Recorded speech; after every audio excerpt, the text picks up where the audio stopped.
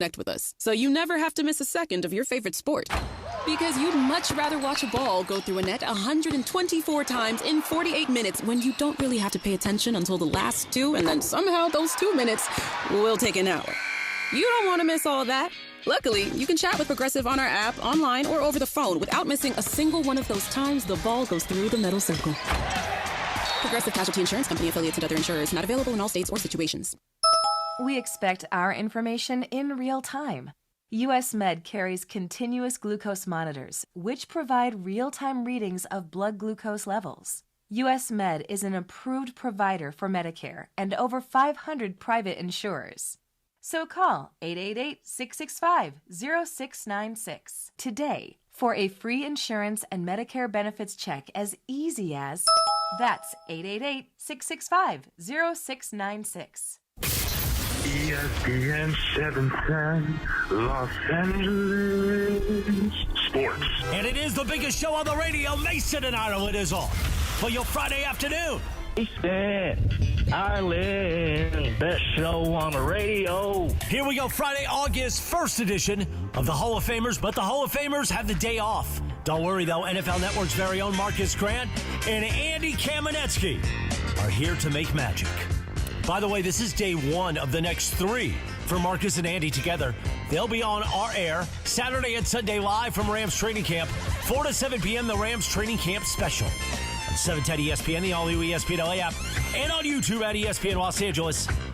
The fellas will be live from LMU tomorrow and Sunday. Right now, though, we're all over Lakers, Dodgers, and all the other accoutrements on this Friday, a feel-good Friday.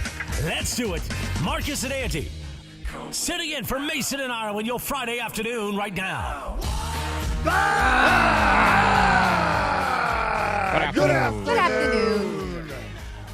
It is the first of 3 days that I guess has now been christened AK and Marcus-a-Palooza. All right. So for those of you who don't like AK and MG, sorry about your luck. Sorry about your luck. Better go somewhere where you can't access 710 because you are going to be getting your fill of us too, man. We are going to be in today for John and Steve. Then this weekend, 4 to 7, Saturday and Sunday, we're going to be live at LMU Rams camp. I'm here. We actually have we both were at Rams camp the same day earlier this week. On Wednesday, yeah. It's been gorgeous so far. Like the weather, as somebody who played high school football, and I associate camp as just awful Midwest heat. This is hell. I got to say, it's been pretty nice for these guys so far. Yeah, it's been kind of upper 70s. Yeah. I mean, the beauty of obviously Los Angeles, you don't have the extreme humidity, occasional breeze coming through. It's about as nice. It's why people come to Los Angeles. It really is. It is. It's why the Cowboys, who they've got their stuff to deal with right now, but they come to Oxnard every single year, along pretty near the Pacific Ocean. Mm-hmm. This is what they do because we got the sweet weather. Yeah, no, exactly. The Cowboys are here. I think the Saints, I believe, are in Irvine because it beats trying to practice in Louisiana this time of year. That's closer to what I'm talking about, what I grew up practicing in, and it was like 2-a-days in late July, early August. I'm trying to remember when we started school in high school, but summer in St. Louis doing 2-a-days in pads. No, thanks. Hell. No, thank you. Straight up hell. We are, 24 hours now removed from the MLB trade deadline in which the Dodgers did? Meh. Very little. Yeah, not much. Very little. We are about 24 hours ahead of when Luka Doncic could potentially sign an extension with the Lakers. Tomorrow is the first day because of when he signed his last contract that Luka would be eligible to sign an extension with the Lakers. So there is a lot that we know in terms of what's happened with the Dodgers, a lot we are looking ahead to with the Lakers and Luka Doncic. There's obviously NFL stuff going on. Like we said, you and I are going to be at camp. Micah Parsons just requested a trade from the Cowboys. What's a Cowboy offseason without drama? I mean, it's just, it is. Well, if you ask Jerry Jones, nothing. There's no such thing as a quiet Cowboy offseason in Jerry Jones's world. Ever. No. You and I were talking about this, Marcas, and we're going to get into the Dodgers, we're going to get into the Lakers and all that, but as long as we are on the subject of the Cowboys and Micah Parsons, like, if Jerry Jones was given the option by, I don't know, some type of fortune teller or God himself. A Zoltar machine, Zoltar machine, yes. And said, Jerry, we guarantee you this season we'll have a Super Bowl. You will win the Super Bowl. Dallas will be the Super Bowl champions. But in exchange, you have to be publicly silent for the entire season, the playoffs, and for a month after winning the Super Bowl. Jerry would say, no deal. I've won Super Bowls before. I've been there. I've done it. They're overrated. I don't need it. If you had to keep him away from a microphone and a camera for essentially 6 months, there's no chance he makes that deal. Forget he's incapable of it. He wouldn't see the point. Right. He'd be like, why would I do that? What would be the point of me not turning an extension with my star players every year? Last year, CeeDee Lamb. This year, Micah Parsons. What's the point of not turning it into public drama?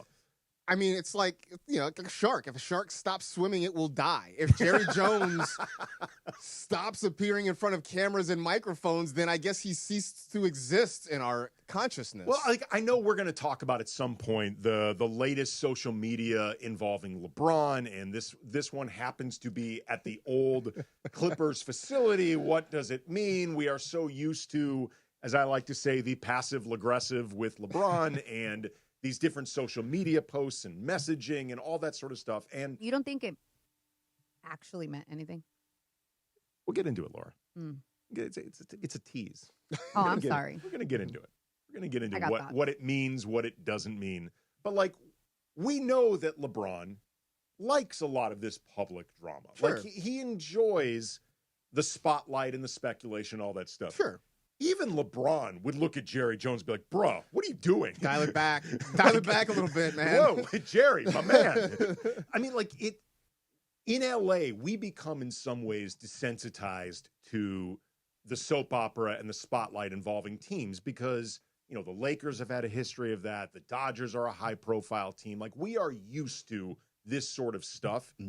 So if you and I can recognize, like, dude, this is a lot. This is a lot. It's a lot. It's a lot. Yeah, it's just, I mean, it's sort of funny. But I think also part of it is with, you talk about the Dodgers and the Lakers and, name another team like that.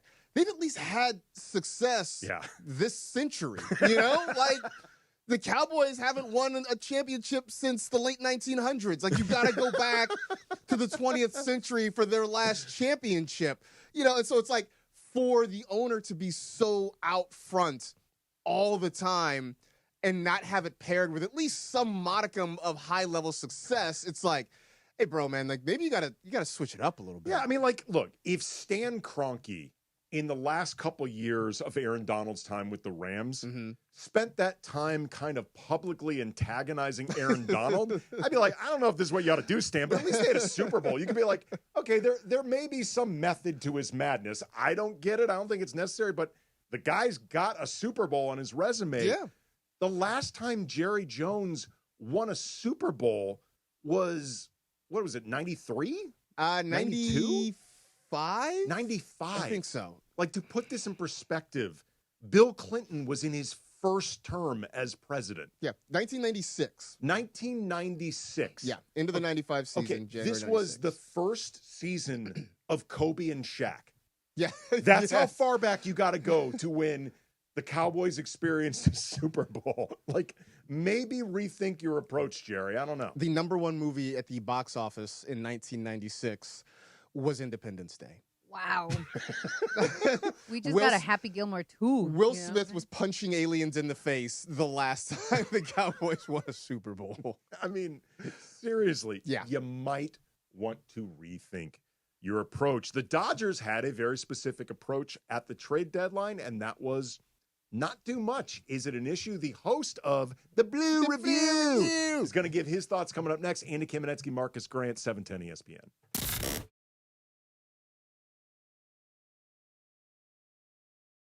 as they take on Mexican side Pachuca at BMO Stadium. David flips it over the keeper to the back post. It bounces it in. Oh, what a goal! Don't miss a minute of the action as the Black and Gold continue their climb towards the knockout stage. David Martinez! Pre-game coverage kicks off tonight at 7 p.m. on 710 ESPN and the ESPN LA app. The Black and Gold. Play here. All right, we got a caller who says, I need to buy a car and I need to save money. Well, my friend, I've got one answer for you. The Cerritos Auto Square. It's America's largest auto mall. 24 dealerships, all the top brands, all in one easy location right here in SoCal. And here's the secret. These dealers sell more cars than anyone because they have low prices. And they can actually afford low prices because they sell so many cars. Check it out at CerritosAutosquare.com. Cerritos Auto Square. Looking for an easy way to save energy and earn money? With Clean Power Alliance's Power Response Home program, you can do both. Simply reduce your electricity use with small actions, such as unplugging appliances or air drying laundry during times of high energy demand. You could earn $20 just for signing up. Power Response. Great for your wallet and for the planet. Get paid to power down today at cleanpoweralliance.org/home.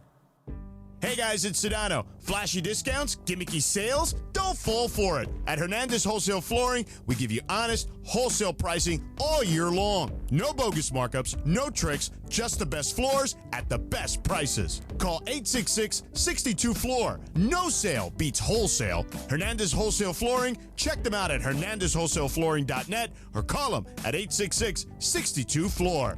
For the best prices on hardwood, carpet, and more, call 866-62-FLOOR. Your ultimate summer playlist comes to life at SeaWorld San Diego. Catch live shows with Fat Joe, Trina, Waka Flocka Flame, Genuine, and more. It's throwbacks, turn up, and all-out vibes with the I Love the 90s and the Turned Up Tour. Plus, nightly BMX stunts, parades, and fireworks bringing back those SoCal summer vibes. You're never too old for SeaWorld. Your summer soundtrack starts here. Buy a ticket, get a second day free with tickets as low as $56.99 for a limited time at SeaWorldSanDiego.com.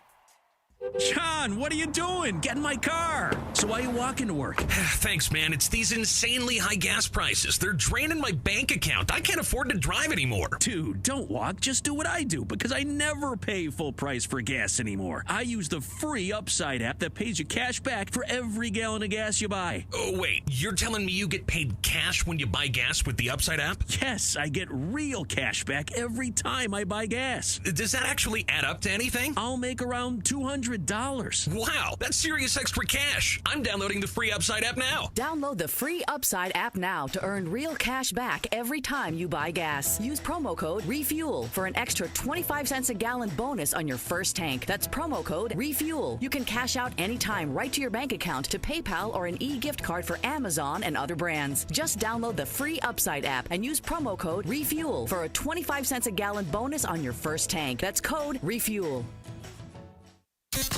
And it is Mason and Ireland, your Friday afternoon. Today, it's NFL Network's very own Marcas Grant, Andy Kamenetsky, Marcus and Andy. And don't forget, they'll be together Saturday and Sunday live from Rams Training Camp, 4 to 7 p.m. The Rams Training Camp special on 710 ESPN, the all-new ESPN LA app, and on YouTube at ESPN Los Angeles. We are your official home of Rams football. And as I have promised my new best friend Les Snead last week, 14-3 this season, Jack. What a fortunate moment we find ourselves in. Let's get back to Marcus and Andy. Right now, Mason and Ireland, your Friday afternoon continues on ESPN LA. It's been a hard day's night, and I've been working like a dog. It's been a hard... It's an LAFC ticket giveaway on 710 ESPN. Call 877-710 ESPN right now for your chance to win tickets to tonight's game at BMO as the black and gold battle Pachuca. You can tell, big LAFC fan right here. In the League's Cup B, caller 7 and 10 right now at 877-710 ESPN, and you will be at BMO only from 710 ESPN. BMO is a gorgeous stadium. It's a great place. It is a great place. Very cool spot. To watch whoever Pachuca is. Well, LAFC. You're watching LAFC, the black and gold. Well, sure. A concert, too. Sure. Oh. I went to...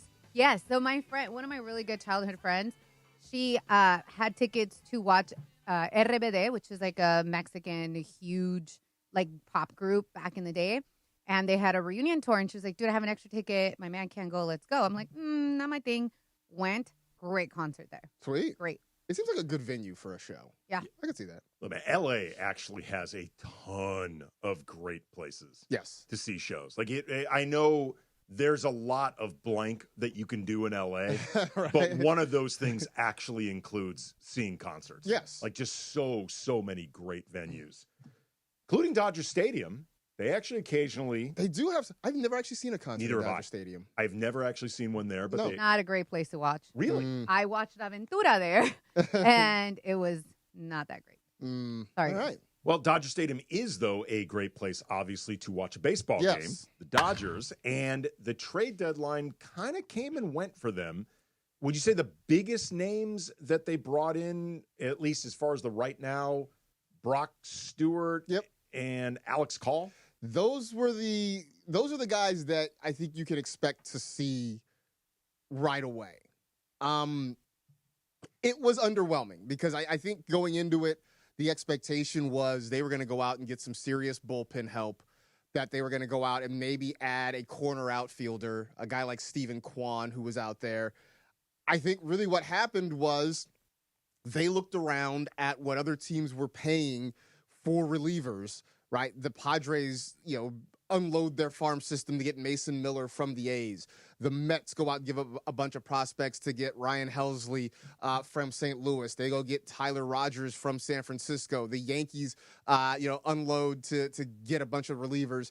And I think Andrew Friedman, who very publicly says he does not want to overpay, he looked at that and he said, thanks, but no thanks. We're sort of out on that. And then I think the same thing for Steven Kwan, who could have helped at the top of the lineup, who could have been a great piece in left field defensively.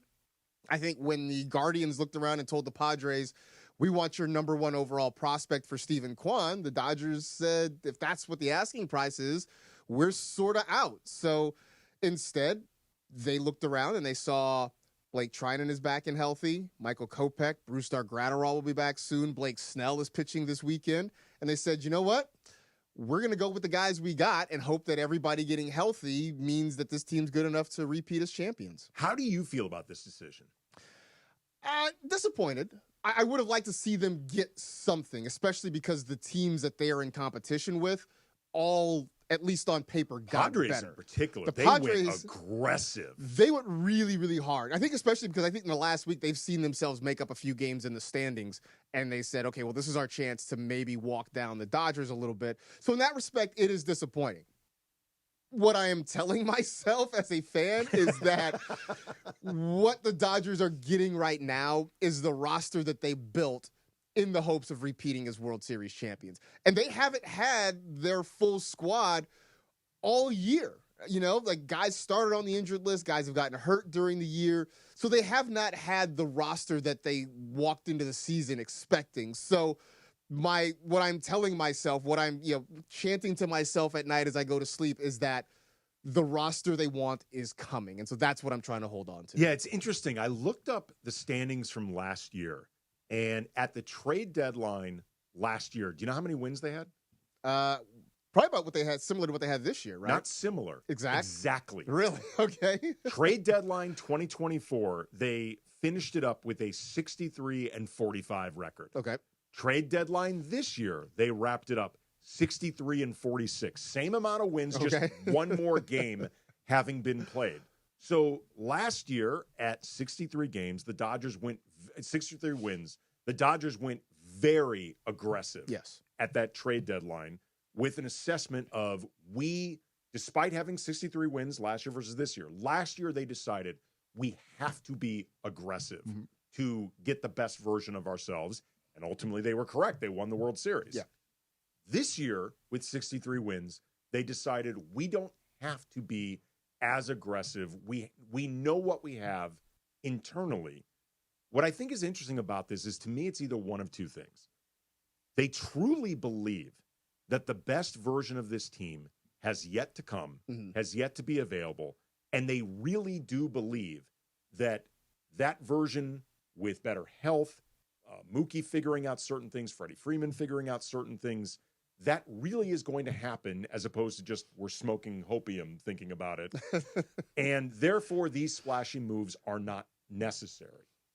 Or they could actually them believing internally, they'd never say it, that version of the team ain't happening this year. Like we know what the problems are, and we know that they are not likely to, for whatever reason, fix themselves this year, and therefore the price that would be paid for a guy like Stephen Kwan, as good as Stephen Kwan is, he ain't going to fix the problems himself. Right. And we would rather pay the price for a Stephen Kwan or Stephen Kwan type either in this coming off season or next year when we think the best version of the team actually is going to emerge. I mean, I think that's possible. And again, this doesn't preclude them going out and maybe pursuing some of these guys in the offseason, especially because some of the names that got traded are going to be short-term rentals for these teams. And so, knowing that, look, next year they're probably going to want more bullpen help, right? Blake Trinan's going to be a year older. There's going to be a lot of guys that are on the roster now that aren't here. So maybe there is that calculation of, hey, let's just see if we've got enough ammo to get through this year, and then we will really retool in the offseason. The other part of this that I truly believe, and again, it's a thing that they will never say out loud, is winning the World Series last year sort of gives them a year or two of leeway. Yes, it does. And not that they're not trying to win, not that they don't want to win, but I think had they not won it last year, I think you see them go hard again at the deadline trying to win it. But they win a World Series in Shohei's first year. Even after this year's over, they have 8 more years of Shohei Ohtani. I think that gave them a little bit of a cover to say, hey, look, we like what we've got, we believe in what we've got, and we'll go for it. I think it's different. If they come up short last year, I think it's a little bit of a different approach. I 1,000% agree with you. Like, it's something I actually talked about last year after they won the World Series, because, they brought in Ohtani, they brought in Yamamoto on top of guys that they already had, which was awesome, but it creates an immediate pressure. When are you going to win a World Series? When are you going to cash in on Ohtani and Betts and Freeman and all these guys together? Winning one right out of the gate, I don't think creates complacency, because I don't think the key people involved with the Dodgers, whether you're talking about the players or Andrew Freeman, Mark Walter, I don't think they grow complacent with winning, but you do remove a massive piece of the pressure because you've already answered the question of when are you going to do it. We've already done it once. Yep. That question has already been answered, and it could at least prevent them from making decisions that might not be as smart, but you do it out of feeling that external pressure of we have to justify all the money that we've spent and all the hype that we've created. No, 100%. And so I think there was also an attitude of when they realized that the big names just weren't possible, I think they also went and decided, okay, well, let's use this opportunity to sort of kind of stock the farm system a little bit. Because here's the thing. Part of what they traded away were names that Dodger fans are very familiar with, like Dustin May going to Boston, trading Hunter Fiducia, trading James Outman. These are guys that 3 or 4 years ago were going to be the future of the organization, and for one reason or another, it just hasn't happened. So they go out, they made a 3-team trade with the Rays and the Reds, and the big piece probably was a guy named Adam Serenowski, a left-hander that right now is in high A, that most Dodger fans, you're probably never going to hear that name for another 3 or 4 years probably. But the hope is that he can develop into somebody that can become a part of the pitching staff. They trade Hunter Fiducia. They get another sort of older catching prospect to kind of take his spot. So it's like, all right, well, we're not going to necessarily load up at the major league level. Let's figure out how we can keep the system stocked so that, look, at some point, Freddie Freeman's going to get older. Mookie Betts, I don't know, maybe this is the start of a decline, maybe not. But let's figure out a way to keep the machine going so that during this Shohei window, we still have pieces around him. Part of too, and I just thought about this, but the idea of keeping the machine going, as you put it, Marcus, is the idea of some of these prospects, if they're not popping the way that you think that they would. And I think this applies to Outman in particular, but you could say with Dustin May, just because of the injuries that he had, don't hang on to him too long. Yeah. Because even if you are, I know there are going to be Dodger fans that are underwhelmed by the return for May or for Outman, but if you're underwhelmed now, unless those guys pop, you're only going to be underwhelmed more down the road. Like, look at Gavin Lux. Yeah. Like, they held on to Lux way too long, hoping that he would eventually pop and be the guy. Mm-hmm. He wasn't, and every single season, that trade value just goes down. Yeah, and I think especially for, I think the fact that they got something for Outman, I think is a win, just considering the way he had declined the last couple of years. And I think with May, I think that was the hard one because you watch him pitch and you see that there's still something there, but the problem is he hits free agency at the end of this season. And I think if you're the Dodgers, it's, do we pay him and hope that that thing actually materializes, or do we move on and at least get something in return? And I think that was the ultimate decision. Yeah, you don't want to be the team that has to make the decision on Right. Dustin May. Look, if May pops, good for him, honestly. Well, great. Dodgers maybe could be the team that trades to get him back Right, because they have all that these part too. prospects. So depending on where May ends up next, maybe he ends up on the team. All right, coming up next, going to spin the wheel of questions. Laura's got the wheel. We're going to find out what that is. Andy Kamenetsky, Marcus Grant, Mason and Ireland, 710 ESPN. Hey, soccer fans, this one's for you. It's the Soccer Dream Ticket presented by San Antonio Cardinale. Your chance to win an unforgettable trip for two. We're talking 2 tickets to the final match, plus hotel and round-trip flights. Enter for your chance to win at soccerdreamticket.com. That's soccerdreamticket.com. Brought to you by San Antonio Cardinale, the perfect game day wine. Hey, it's Chris Morales. Tonight, it's League's Cup Match Day 2, and LAFC faces a tough test as they take on Mexican side Pachuca at BMO Stadium. David flips it over the keeper to the back post. It bounces it in. Oh, what a goal! Don't miss a minute of the action as the Black and Gold continue their climb towards the knockout stage. David Martinez! Pre-game coverage kicks off tonight at 7 p.m. on 710 ESPN and the ESPN LA app. The Black and Gold. Play here.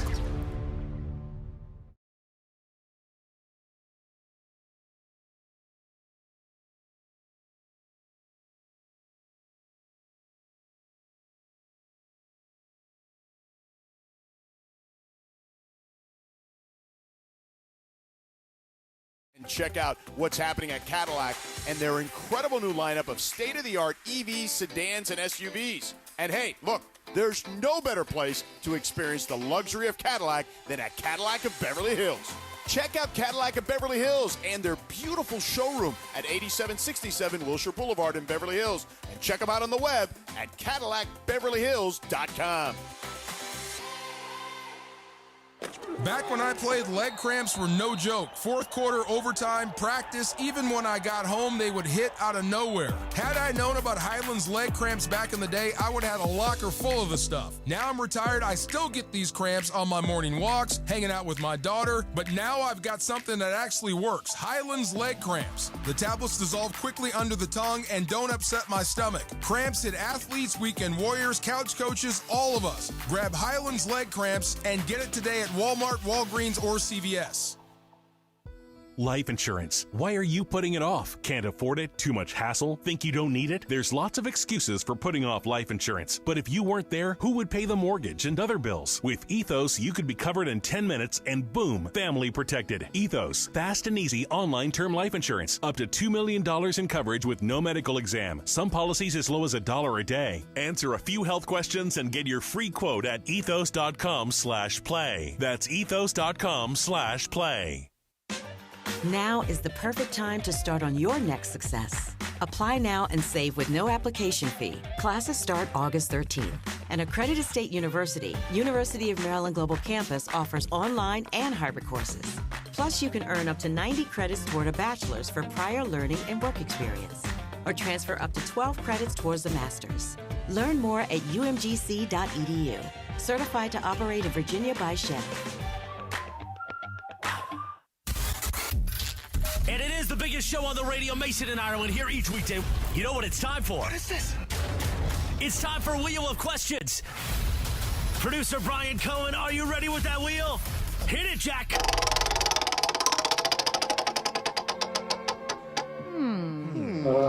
That's a dumbass question. It's okay. It might be. It might be. All right, guys. As you guys know, I was in the hospital like a week ago, and I was not really on my phone like that. So I got an accumulation of text messages and emails. I thought I had been really good about responding back to everybody, but apparently, some fell through the cracks. And I texted back a friend, but I also saw that she had messaged me like a month ago, and I never responded.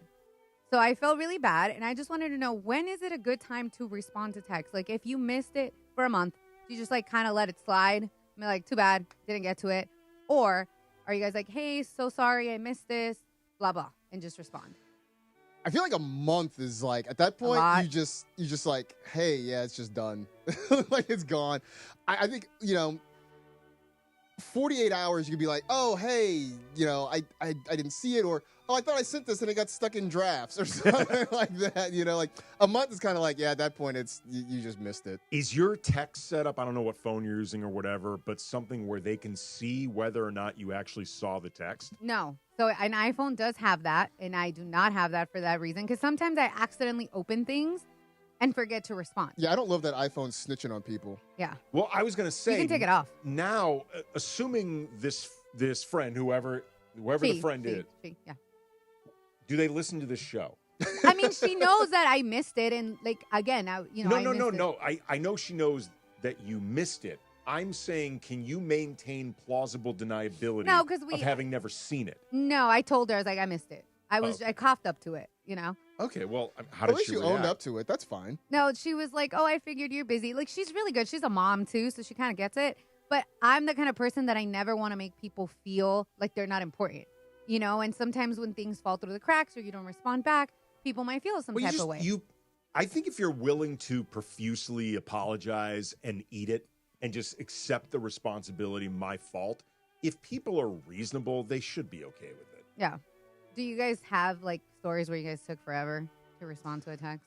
Or you guys are pretty good about reaching back out? If I am taking forever to respond to a text, there's probably a reason for that.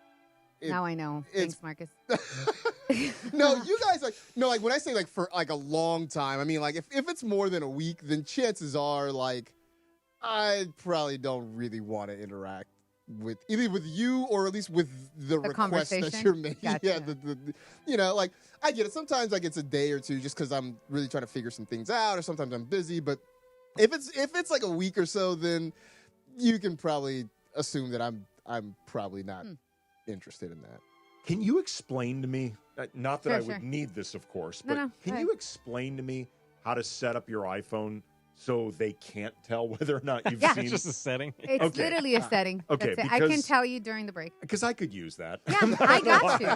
It's an easy function. The biggest problem I have is if somebody texts me often while I'm either doing this or if I'm doing Locked On Lakers, available 5 days a week everywhere you get your podcast, Monday through Friday, always free. And for the sickos who like to watch, there's a YouTube component. I will, for obvious reasons, very often not respond to one of those texts unless it's like really an emergency because I'm live doing something. Right. Like same thing if I'm doing TV Spectrum, something like that. Those are usually the texts that I genuinely forget about the most. And then all of a sudden it's like 5 days later and I'm like, oh crap, I did not return this text. So it would be very useful for me to create that plausible deniability of, no, I didn't see it, man. I got you. Thank you. Gotcha. Thank you very much. Welcome. Oh, man. I feel like you forget a lot, not BK, Brian. Just not the biggest fan of, texting. So it's How do you communicate, BC? Very little, I try not to too much, I feel that in my soul. Like, I absolutely feel that in my soul. Usually it's people reaching out to me kind of a deal, but it's a very, rare that I'm reaching out. It really is hard in, like, the 21st century, in the era of social media and phones serving as, like, on-the-go communication devices, to live your life as a hermit, like, to really be an insulated person, it's very difficult to do because you're so easily tracked down. I've seen a few people, I don't know if this is becoming a trend, but some people saying they're going back to like quote unquote dumb phones, like getting off the smartphone thing, right? So like flip phones. Yeah, just like flip phones and stuff. So like when you leave the house, you're out of the house essentially. Like you were away from people. Not on the Wi-Fi. I miss flip phones so bad. I loved my Flip flip phones my were Razor the phone. best. Honestly, I still miss my BlackBerry. Oh Like, my yes. I ran my BlackBerry BBM? into the ground. It's like the trackball was basically just hanging on. Yep. Like I ran that thing into the ground. I loved my I had one, and when I had to transition from BlackBerry to iPhone, because my first iPhone was like a 4S, and I was not happy. And for that 1 week where the 4S hadn't came out, I had to get an Android, and I said, "How do people function?" Team Android all day. No. All day, all night. I do have a So question. you're the green bubble. I'm the green He's bubble. the yes. green bubble. Yes. Actually, we the four of us had a text thread about today's show, things that we might bring up or whatever, and there was a green Yeah, dot. it's me. I was wondering who it was. I thought it was BC. Oh, come on now. Well, the reason I thought it was you is because you had a laughing emoji to something that one of us said, and instead of the laughing emoji came up, you get that message, Brian laughed at whatever. I see what you're saying. So I Right. thought I think you it's were just the because we're all part of the Yes. same I thing. thought with you were the Android green guy bubble. in It there, turns yeah. out Marcus is the green bubble. I'm the problem child. Yes, He is. Yes, which is funny though because like all the things that iPhone users complain about with Android users are only a problem for iPhone users. Like for so those of us on true. the Android side, like That is the true. bubble color and like it's not a problem for us. So like when you guys are like, you should switch over, I'm like, why? This doesn't affect me in any way, shape, or form. Make my life easier, okay? But I do have a question about your phones. Do you guys keep? So my boyfriend he's kind of like BC. He does not, if he doesn't need to interact with you, he doesn't want to, right? So he keeps his phone on silent all the time. Like, I'm like, you miss phone calls because of this, because you keep it on silent. Are you guys a silent phone person? I am, but I also have, like, I've got the Samsung phone or I have the Samsung watch. So, like, if I get a text message or a phone gotcha. call, it buzzes the watch. Now, the problem is occasionally, like, at night, I'll take the watch off and I'll put it on the charger. And I might get a text or, like, especially if I'm downstairs watching TV and my wife is upstairs, like, watching something different. And she may call me to ask for something. And if I don't have the watch on and I don't necessarily see the phone right away, that's caused a problem on more than one occasion. There's nothing that was more satisfying than hanging up a phone call with the flip phone and just snapping that thing shut. So true, right? Particularly if you were in an argument. Yeah. If you were in an argument and you were hanging up with someone and you snap that phone shut, that is such great double middle fingers. Pushing a red button's not the same. No. It was an art. Oh, it was great. It was an art. Oh, you do it one-handed? Yes. Like, that was standing on business. A Yes. one-handed flip phone shut. You let that person know exactly where they stood in that My moment. mom was like the queen of the. Oh, Yeah. I loved it. There was no butt dial. The phone is snapped shut. You never accidentally call someone else. Like if iPhone made a flip phone that was exactly the same as an iPhone but just foldable, I would own the highest version of that. Oh, I miss the flip phone. Honestly, I mean, like, you know, we have regular phones here, like with an actual, you know, handset, but like slamming a phone down was very cathartic. Yes, it like was. back in the day. Yes, like it was. we don't have that at all anymore. You know what's funny though? Like for some reason, like I remember when my daughter was in preschool, and you know she's 14, so she has clearly lived in an age of cell phones. Like I don't know if she has ever used a landline in her life. But when she would be in preschool, and you know most preschools have old toys that they just keep every year, there would be a toy phone. She knew exactly what it was. Wow. Like for some reason, kids can figure out exactly what a phone is in any form of phone. That's wild. Yeah. Although I do feel like we're going to get to a point where they don't anymore, right? Like at some point, because you don't see them regularly anymore. You know what though? Like vinyl is coming back. Like Yes. albums and record love it. players. I have quite a bit of it myself. Yeah, like I thought they would be gone forever. They're not only back, albums are expensive. Yeah, man. $60. Yeah, man. $60. I took my daughter, she's really into music, and it's really fun having music conversations with her because I'm a music geek. I took her a couple weeks ago to Amoeba on Sunset. 'Cause or I don't remember if it's on Sunset now or Hollywood, but it's in Hollywood. She had never been before, and I wanted to show her that because it's just like a music and pop culture geek heaven. Yeah. And she started picking up all these albums that she wanted to get and like want us to like get like a really cool record player. And there was a part of me that's like, oh my God, this is so awesome. Mm-hmm. And there was a part of me that's like, kill me. Like, this is going to be so expensive. So, yeah. I mean, like, I've done it, you know, I'll every now and then just wander around. I'll find a record shop. You know, I'll go and spend a good time in there just kind of digging through the crates and flipping through stuff. And inevitably, I'll find 2 or 3 things that I really, really want. And then I look at the price tag and I'm like, oh. I don't want it that bad. Yeah, maybe not. Maybe not so much. So FYE, I think it's FYE. It's at the does it still exist? So there's one at the Montebello Mall, but they have like a small record, like vinyl record I was section. about to correct you, Laura. It's FYI. No. I was like, I didn't think that store still existed. Yeah. So it's I will look at the receipt because I just bought stuff for my brother. My brothers are huge anime people, so one of my little brothers is a big One Piece, and they're both autistic, so I don't like really being around people. So I'll FaceTime them when I'm out to see things they want, and he's like, "Is that vinyl?" Literally, the cheapest one was like $20 for something that I could probably get at a Goodwill for 50 cents. And I'm like, yeah, I'm not spending the money for this here. But if you want to hunt for good vinyl, go to Goodwill's. It's like maybe $5 the most. But I love doing that, just going through it, because you get some good deals. Yeah, for sure. Now I'm looking up One Piece stuff on FYE. I didn't think the store still existed. Let me look up what FYE even is. Okay, retail store. Oh, music, collectibles also. Again, that makes sense. Yeah, that's Again, and they sell Funkos. Yeah, the little Funko Pops and stuff like that. Is that the store that's in Hollywood with all the Funkos? Because there's like a big Funko store in Hollywood. There's so many different version of stores like that. Yeah. Like this one particular at the Montebello mall or whatever it is now, plaza, or shops, it's FYE, but there's also other Funko Pop shops within that mall. FYE used to be huge in For a malls, record, like right? especially when malls were still semi-popular. They were huge in malls. I mean, this place I would go, I'd get CDs and video games and all that kind of stuff. Like I said, like I didn't know they were still around. Sam Goody, yes. Tower Records, that was Circuit my guy. City, that was my thing. All those places. The youth today don't know what they're missing. All right, one guy that definitely does not have a dumb phone. You're right. You're right. I was going to explain. LeBron has a smartphone, and we know this because he's posting photos all the time. We're going to talk about that at 1:15 or so. But coming up next, sports graffiti. We're going to listen to all y'all, 877-710-ESPN.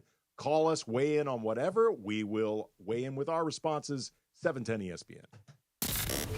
Tonight, it's League's Cup Match Day 2, and LAFC faces a tough test as they take on Mexican side Pachuca at BMO Stadium. Dougie flips it over the keeper to the back post. It bounces it in. Oh, what a goal! Don't miss a minute of the action as the Black and Gold continue their climb towards the knockout stage. David Martinez!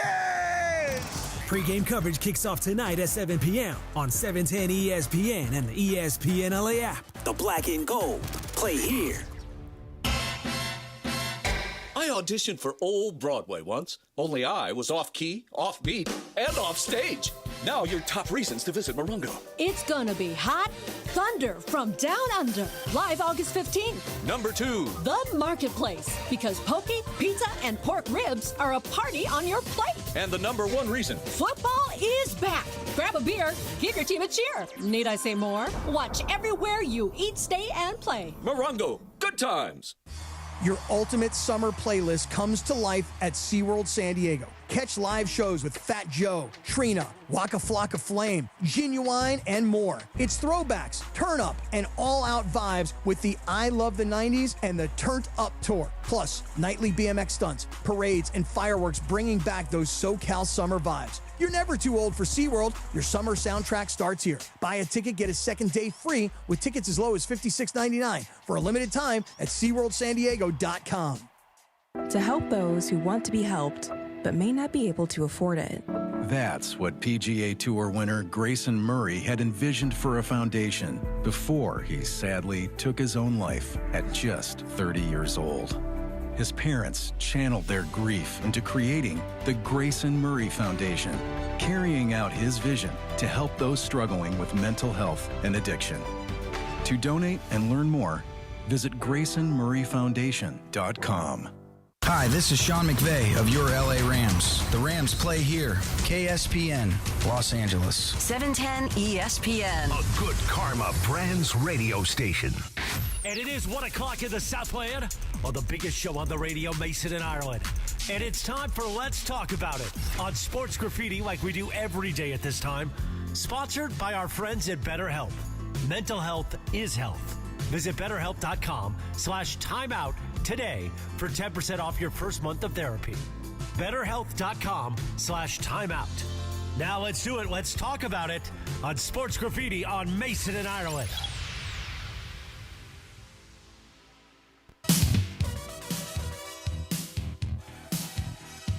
Mason and Ireland, Andy Kamenetsky, Marcus Grant in for the guys. Time for Sports Graffiti, 877-710-ESPN.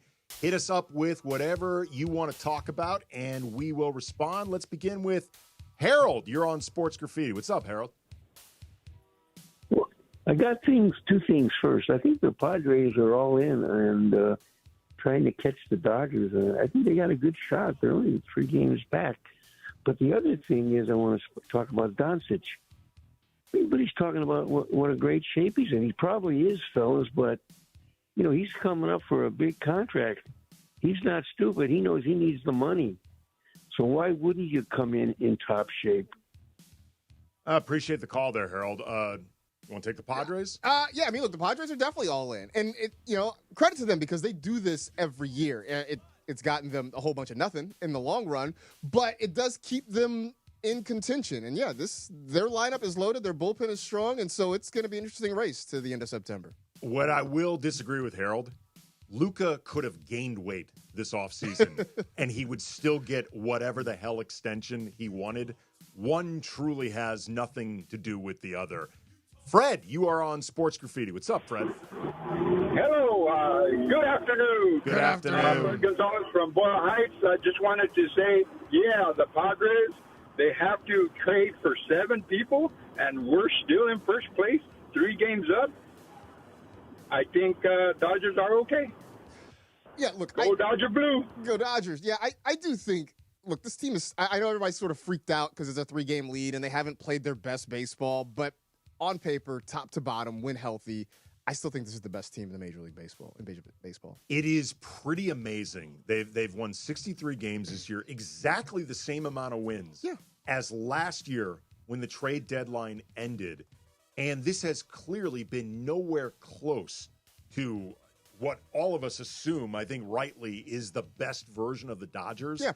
Like, there is so much depth and inherent talent that they can still manage to win games without being even close to the real powerhouse version. Yeah, I mean, I think we hyped ourselves up a little too much, all this talk at the beginning of the year. They're going to win 118 games. Like, that was probably never realistic. And so I think when you come down off of that and you realize that they have the second best record in baseball and they're getting healthier down the stretch, I mean, I think there's reason to be optimistic. Gil, you are on Sports Graffiti. What's up, Gil?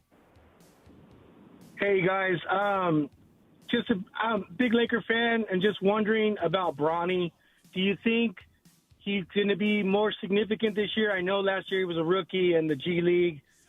Is he going to play more, you think, or he's going to be stuck in the G League? Thank you. Appreciate the call there, Gil. First of all, I want to give a recommendation. Dave McMenamin for ESPN, I believe it was last week, wrote a really good piece about Bronny's development and some of the ways that they've gone about trying to find the path for him as a player. They talked about how in the G League, Zach Guthrie, their coach, about maybe, halfway through the season or something, said, okay, we are giving you the keys to run the offense. We're going to play through your mistakes. We're going to let you learn. The trade-off is you have to bust your ass defensively. And the minute we see you stop doing that, then you lose the keys. And Bronny held up his end of the bargain. He actually really did get better in the G League. His summer league was, for the most part, pretty good. Mm-hmm. I mean, he played better than Dalton Connect by a pretty wide margin. Connect struggled, I know, a lot. I don't know yet if Bronny is ready for rotation minutes, and I still think he needs to show more signs of having a definitive offensive lane that you can put him out there and there's a utility. But I will say this, I think he is progressing. If you remove the name Bronny James and just said this is a 55th pick, is this 55th pick at least potentially progressing in a way that could signal a back-of-the-rotation NBA career? My answer so far would be yes. That's good. I mean, but I think, again, like you said, if you take the name off the jersey and you just say this is a mid to late second-round pick, I think that would be the expectation for him, for sure. Yeah, I mean, the biggest problem he's going to have is if he doesn't have an offensive lane, he is really small to be a defensive specialist. So that would be the problem. Mitch, you're on Sports Graffiti. What's up, Mitch? Hey, guys. Hey. Marcus, Andy, thanks for taking my call. Yeah. Two things. I wish the Dodgers had gone after Josh Naylor, and he's going to be a free agent. You can put him in left field. I know we have Freeman. We have a lot of injuries, getting healthier by the day. And with the game last night, I hope the Chargers can keep both these quarterbacks, but it's like night and day. They gave so much time to Lance there, and he was a top 3 pick in that draft. Where DJ Young LA, he was a 5-star coming out of your LA schools back there near you guys. They only gave him like not even a half a quarter. That was a big mistake, and I think he looked just as good as Lance, maybe even better. Which one of these guys do you think is going to make the team? Look, I think it's Trey Lance. I think he's got a better shot than Uiagalelei. Uiagalelei. You know what I'm talking about, DJ. Not gonna work here anymore.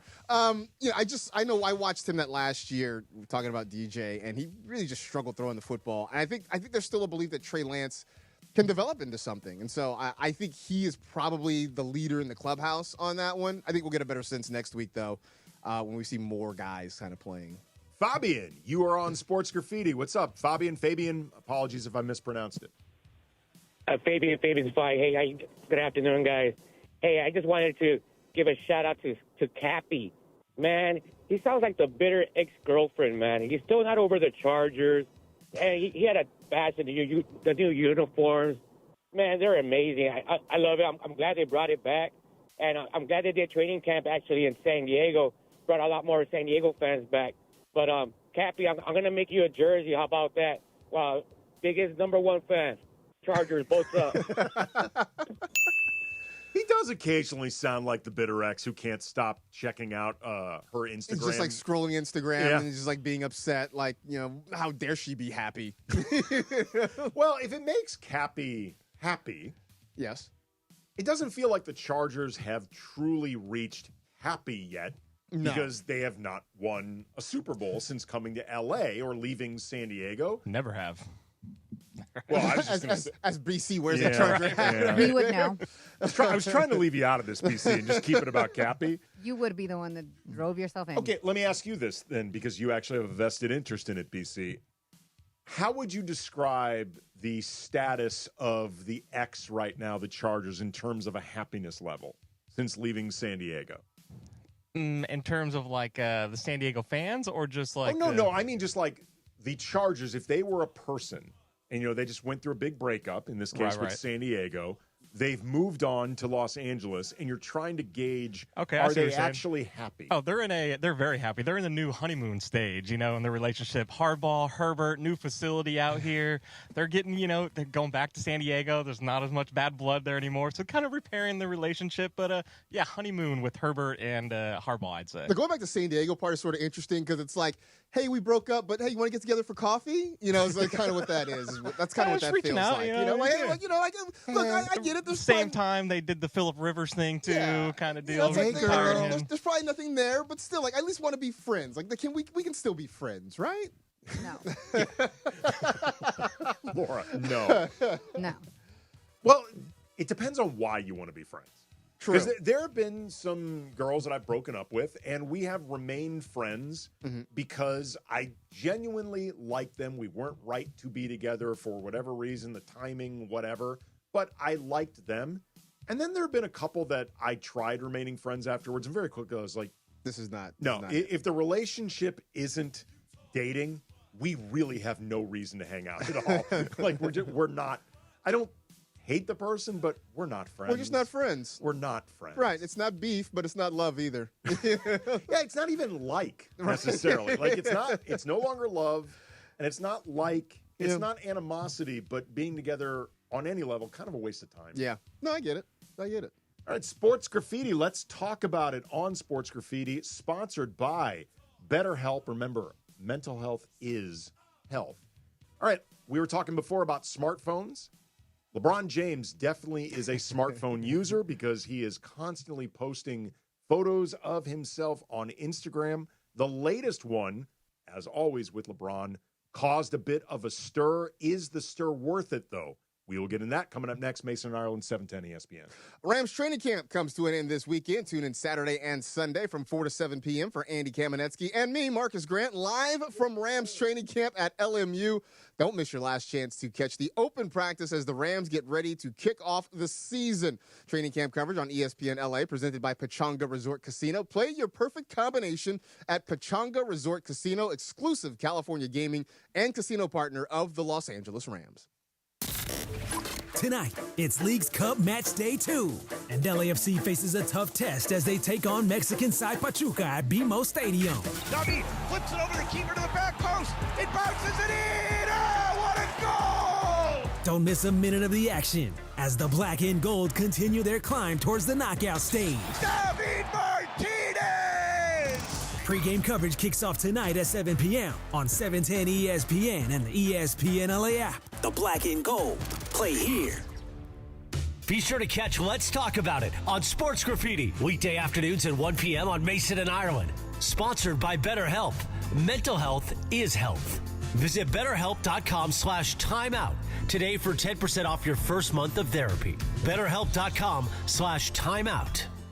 Hey guys, it's Sedano. If you're ready to upgrade your driving experience, you gotta go and check out what's happening at Cadillac and their incredible new lineup of state-of-the-art EVs, sedans, and SUVs. And hey, look, there's no better place to experience the luxury of Cadillac than at Cadillac of Beverly Hills. Check out Cadillac of Beverly Hills and their beautiful showroom at 8767 Wilshire Boulevard in Beverly Hills. And check them out on the web at CadillacBeverlyHills.com.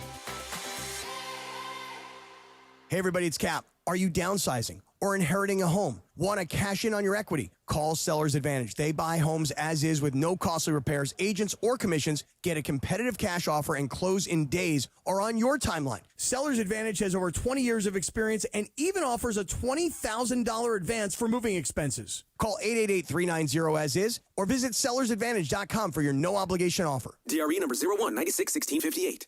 Don't worry, sell happy with Sellers Advantage.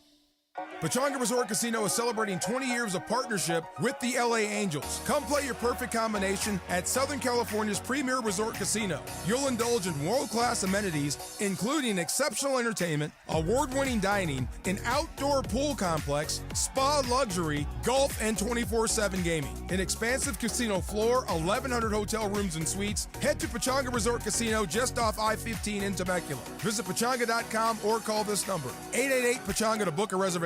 Go Angels. Hey guys, it's Sedano. In the market for new flooring? Why pay more at big box stores? At Hernandez Wholesale Flooring, every day is a deal, no gimmicks. Call 866-62-FLOOR or visit them online at hernandezwholesaleflooring.net. No sale beats wholesale. Waba Grill is an LA original, so we've got to keep it real.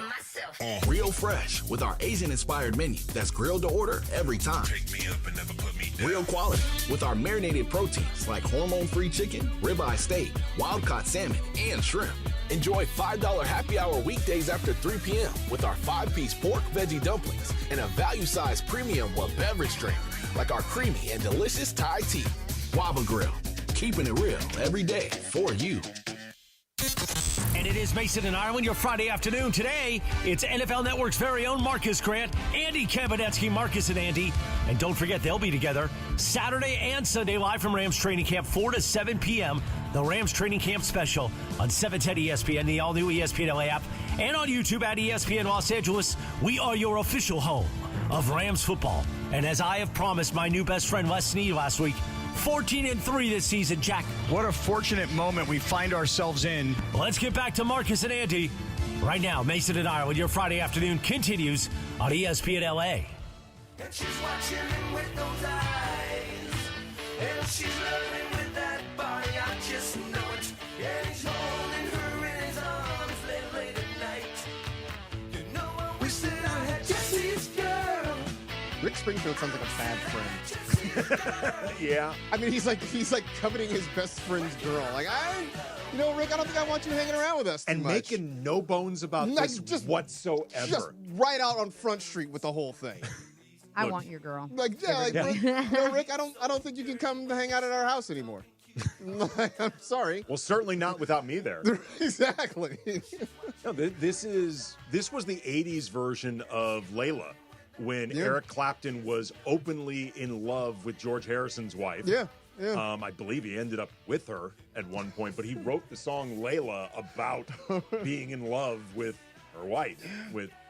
But George Harrison was like his best friend. Yeah, probably not after that. No, I think they actually did. Did they actually like? All right. It was the 70s. Good. Yeah, it's a different time. It was a very. I mean, look at Fleetwood Mac. Like the whole group was just with everybody else. Oh, it was the 70s. Era of key parties and cocaine.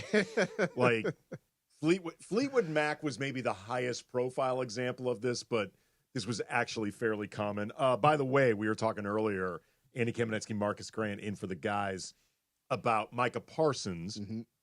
He's finally had enough of it with the Cowboys with these never-ending negotiations and has publicly requested in a very, very long post. He spent a lot of time with the Notes app. That's all I know. A long time. I was like, it keeps going. It keeps going. It keeps going. I have never seen a trade request that's too long didn't read. It was the. It's crazy. It's the me. I'm not reading all that. I'm happy for you though, or sorry that I thought happened. the same thing. I was like, no chance. Or sorry I that did happened. read it. I did. It's very redundant. Like, in fairness to Jerry Jones, if he doesn't finish this whole trade, I get it, man. I do get it. I get it. Like, I get, and I do. I've skimmed it. I get the gist of it. I wanted to be here. Yeah. I thought I was happy with the Cowboys. Things aren't working out the way I wanted to. I've put in a trade request. Like, that's the long and short of it. But CeeDee Lamb has weighed in on Twitter, quote, "Never fails, dog. Just pay the man what you owe him. No need for the extracurricular." And by the way, CeeDee Lamb, of all people, understands because his contract extension last year was a question of just pay the man what you owe him. No need for the extracurriculars. This is very much speaking from experience for Yes. CeeDee Lamb is what this is. Oh.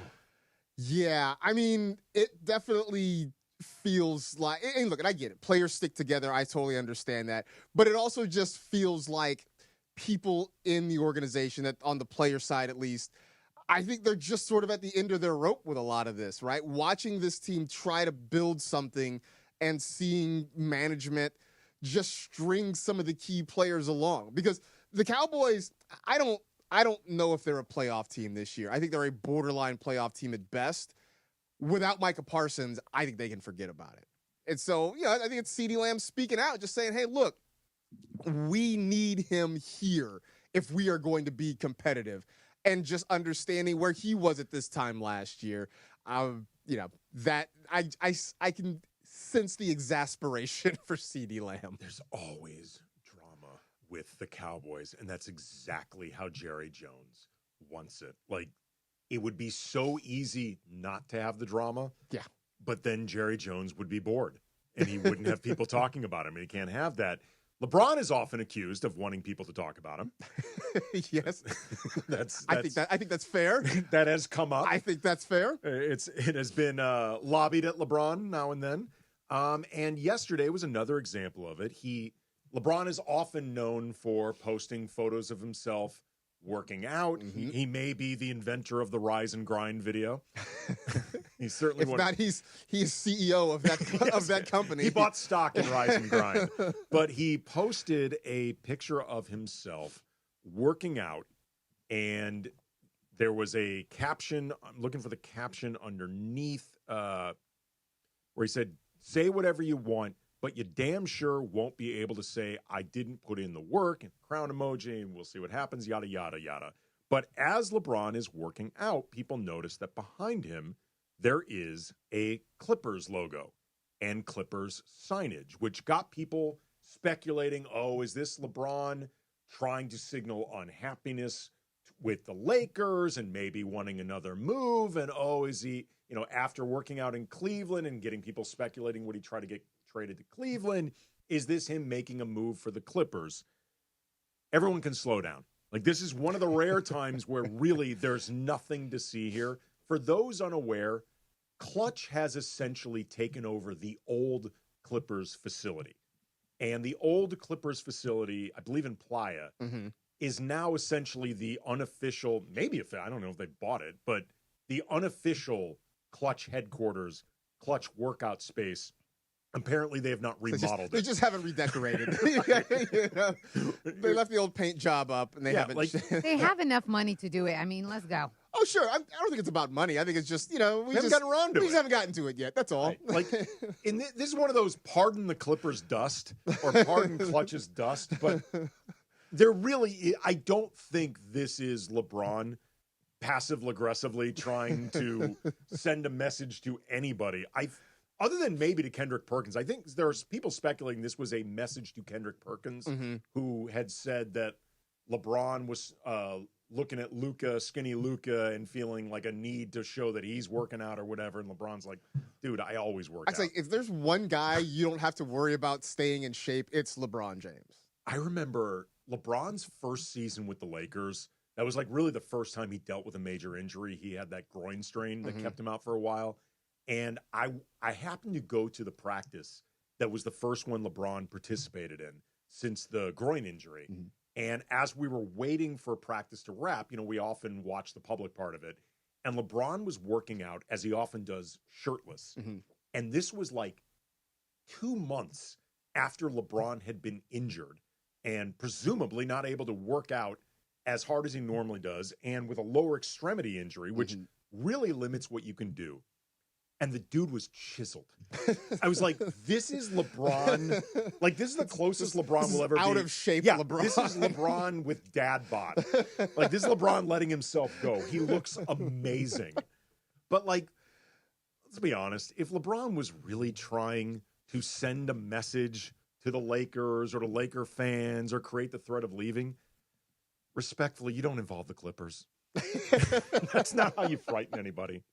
No, there are so considering. Look, when you and I did a show a couple of weeks ago, and there was talking like, do the Lakers maybe trade LeBron? Where would he go? Would he force his way out? The Clippers never came. I mean, there was a laundry list of teams. The Clippers were nowhere near that list of teams. I don't know how they would actually do this. I'm assuming the Clippers are a second apron, or not a second apron, but they are up against some apron that would make this complicated. Trading LeBron, even if he wants to be traded, and for what it's worth, I don't think he wants to be traded, but even if he did, it's so much easier said than done. Yes. Like, you have to find $50-ish million worth of salary from another team that they can somehow exchange for LeBron, while not being bad enough that LeBron wouldn't want to go there anymore. Right. That has been my thing, is that the assets it would take to get LeBron means you are no longer a contender. You are no longer the kind of team LeBron would want to play for, which is why, while I guess the idea of him going back to Cleveland was sort of romantic, it was never feasible because the Cavs would have to basically liquidate their whole roster just to be able to bring him in. Well, the Cavs, I believe, are a second apron team, meaning that they can't aggregate No. salary sending it out. So they would have to find multiple They would just have teams. to move guys just to get under that second apron to even begin to think But they would about have to, I believe, assuming I understand the new CBA correctly, and it is incredibly convoluted, but I believe they would have to send out different guys to different teams because they can't aggregate them like they can't just send $50 million worth of salary to the Lakers. Yes. Like, unless the Cavs happen to have, excuse me, one guy making 50-ish mil, which they don't, that they would send out. Like, they're not sending Donovan Mitchell. So, like, it would be trading him to Cleveland is damn near impossible. Never say never, but really difficult. But even then, he's not using the Clippers to create a threat. Like, he just that's that. If you want to get Laker fans to laugh at you, you try to leverage the Clippers. I mean, look, obviously this is a guy who is very calculated in what he presents to the world. And everything he does. I mean, we talked about this. He has been in the spotlight pretty much his entire life. So he understands that what he does is going to be scrutinized. This is one where I think maybe we don't have to read as deeply into it as we normally would. 9 out of 10 times a LeBron social media post, there's some tea leaves to read, but there is the 1 out of 10. This time, probably not so much. This was actually the 1 out of 10. All right, coming up next, going to get a little bit more into the trade deadline. And also, Laura had a very unusual experience that she wants to talk about with us. So that is coming up next. Mason and Ireland, 710 ESPN. Rams football is coming. All the sights and sounds of training camp on ESPN LA. We're stretching down here. Crank that music. Let's go. Presented by Pechanga Resort Casino. And yes, don't miss our Rams training camp special tomorrow, Saturday at 4 p.m., 4 to 7 p.m. with Andy Kamenetsky and from NFL Network, our very own Marcas Grant. We're all running the stucco concept, so we're running scout route. Andy and Marcus live from Rams training camp for a Saturday tomorrow. On your home for Rams football. Hi, this is Matthew Stafford of your Los Angeles Rams. It's time for Rams training camp. Tomorrow, the Rams training camp special, Saturday edition, 4 to 7 p.m. right here on your home of Rams football, ESPN LA. Beat the heat this summer with NextGen, the official AC plumbing and electrical company of SoCal sports fans. If your AC breaks down, don't hesitate. Call NextGen now and enjoy expert installation on any new system. For a limited time, combat SoCal's air quality and reduce dust in your home with a free no-ozone air purifier included with any new AC system install. Call 833-3NEXTGen or visit nextgenairandplumbing.com to book online. CSLB number 1011173, lifetime warranty on selected items. I auditioned for Old Broadway once, only I was off-key, off-beat, and off-stage. Now your top reasons to visit Morongo. It's gonna be hot thunder from down under, live August 15th. Number 2. The Marketplace, because poke, pizza, and pork ribs are a party on your plate. And the number 1 reason. Football is back. Grab a beer, give your team a cheer. Need I say more? Watch everywhere you eat, stay, and play. Morongo, good times. Hey, it's Travis. Every legend has a story, and those stories are kept at Legends Attic in Claremont. Legends Attic is the premier sports memorabilia gallery and store that offers a unique blend of rare and iconic collectibles. It's a community for sports fans and collectors, so go check it out for yourself. Legends Attic, 619 West Foothill Boulevard in the city of Claremont. Visit legendsattic.com and be sure to follow Legends Attic on all social media platforms so you can stay connected to know about their upcoming signings and special events with Hall of Famers and pro players. Looking for an easy way to save energy and earn money?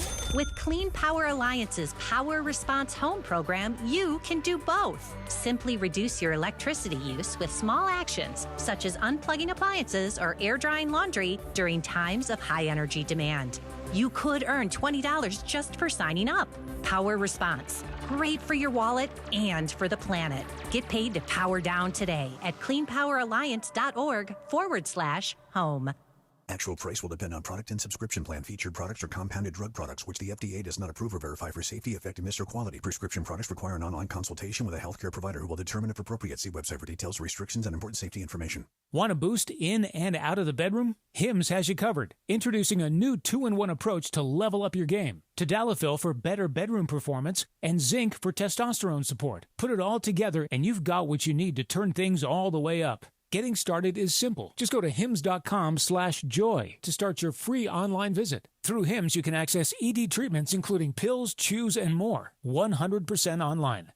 No office visits, no pharmacy lines. Just fill out a simple intake form and a licensed medical provider will determine if treatment's right for you. If prescribed, it ships free and discreetly to your door. Find affordable treatment options at up to 95% less than brand names at hims.com/joy. That's hims.com/joy, hims.com/joy.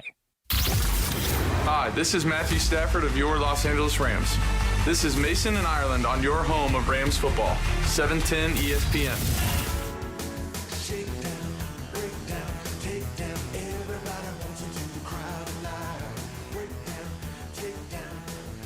Busted. Is this Beverly Hills Cop? It is Beverly Hills Cop. Fire soundtrack, by the way. Oh, absolutely. That Nasty Girl, remember in the strip club scene where Axel Foley disarms the robbers, pretending to be drunk? Neutron dance. Yeah, that was an amazing soundtrack. Amazing soundtrack, great movie. Mm-hmm. You know who it was originally written for? Who's it was that? an actual vehicle for Sylvester Stallone. Oh. It's a completely different movie. Completely different movie. They completely reshaped it. But for a while, it was, I think for a few years, it was in development as presumably much more of a straight-up action it's movie. something more of an action film with Sylvester Stallone. I'm trying. Yeah, so he would have been Axel Foley, huh? Well, probably different name. He doesn't. Sly does not reek of Axel. He doesn't project an Axel, do you? No, he does not. No, he does not. Andy Kamenetsky, Marcus Grant in for the guys, 710 ESPN. Going to talk a little bit more trade deadline. Also, too, with Micah Parsons requesting a trade, we have an interesting theoretical involving the Rams to get into. But before that, Laura, you had an interesting experience you wanted to share. Yeah, so like you mentioned, when we have fill-ins or just anybody, we like to do group threads. So yesterday, Andy, you were sending some interesting things that I'm sure we'll get into, and you too, Marcus. I shared that I went to get a massage, which is something I've done before. I've actually been to this place, and I'll keep it 100. It does look sketchy just because it's not an upscale-y place. It's not like a Glen Ivy. It's just a hole in the wall, but you get a good massage for a cheap price. Oh yeah, no, I've experienced places like that. So Sure. they look a little sketch, but you go in there, you're like, oh, not bad. Yeah. So yesterday I go in, talk to the receptionist who I've known, and she's like, kind of slammed today. She goes, I only have one person. I was like, oh, that girl might not be good. And she goes, great masseuse. I just don't know if you'll go for it. And I was like, great masseuse? Sure, why not? And she goes, what's a guy? And I was like, oh. That's a masseur, correct? Yeah, I believe so, yes. So I was like, oh. I was like, because you got to get, you got to get undressed and stuff. Yeah. So it's a little weird. And I like paused and I'm like, okay, my back is really hurting. Like, how much do I want this massage? I'm like thinking in real time. And she goes, I can see you're not comfortable. And I was like, you know what? Screw it. I'll do it. My back hurts. So I did it. I went for it. But I didn't feel relaxed, because there was a little bit of an uncomfortable feeling.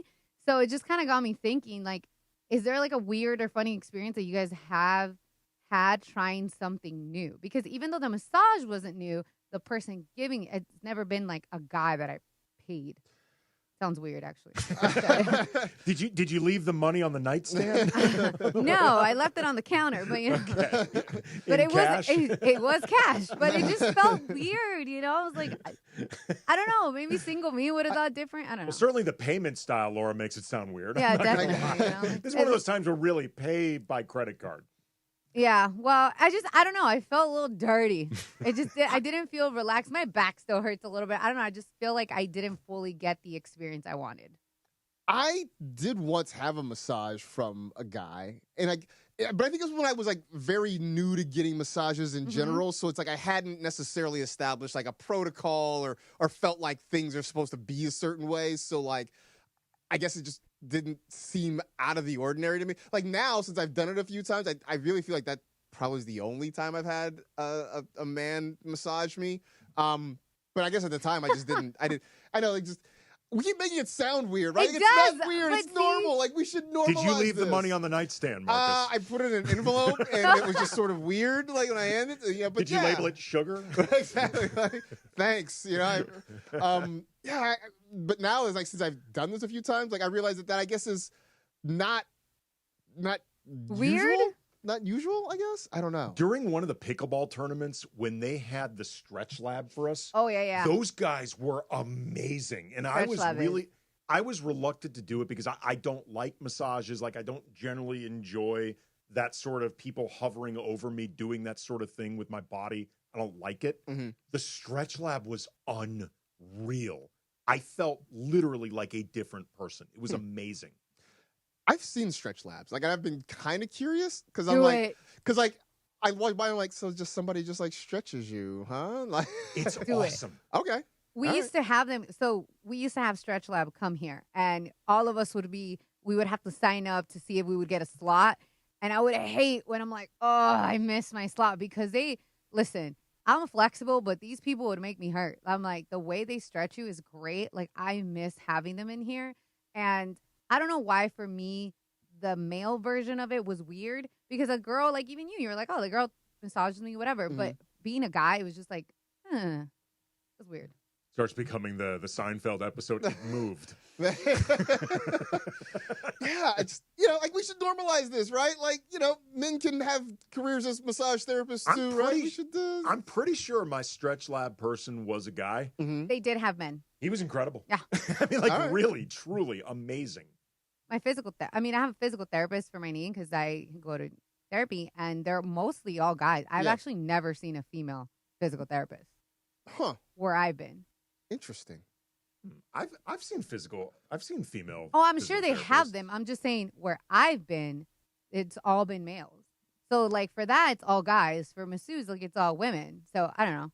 Just thought it was interesting. Well, you had a masseur. Okay, I had a male. Yeah. Yes. You had a masseur. It was just weird.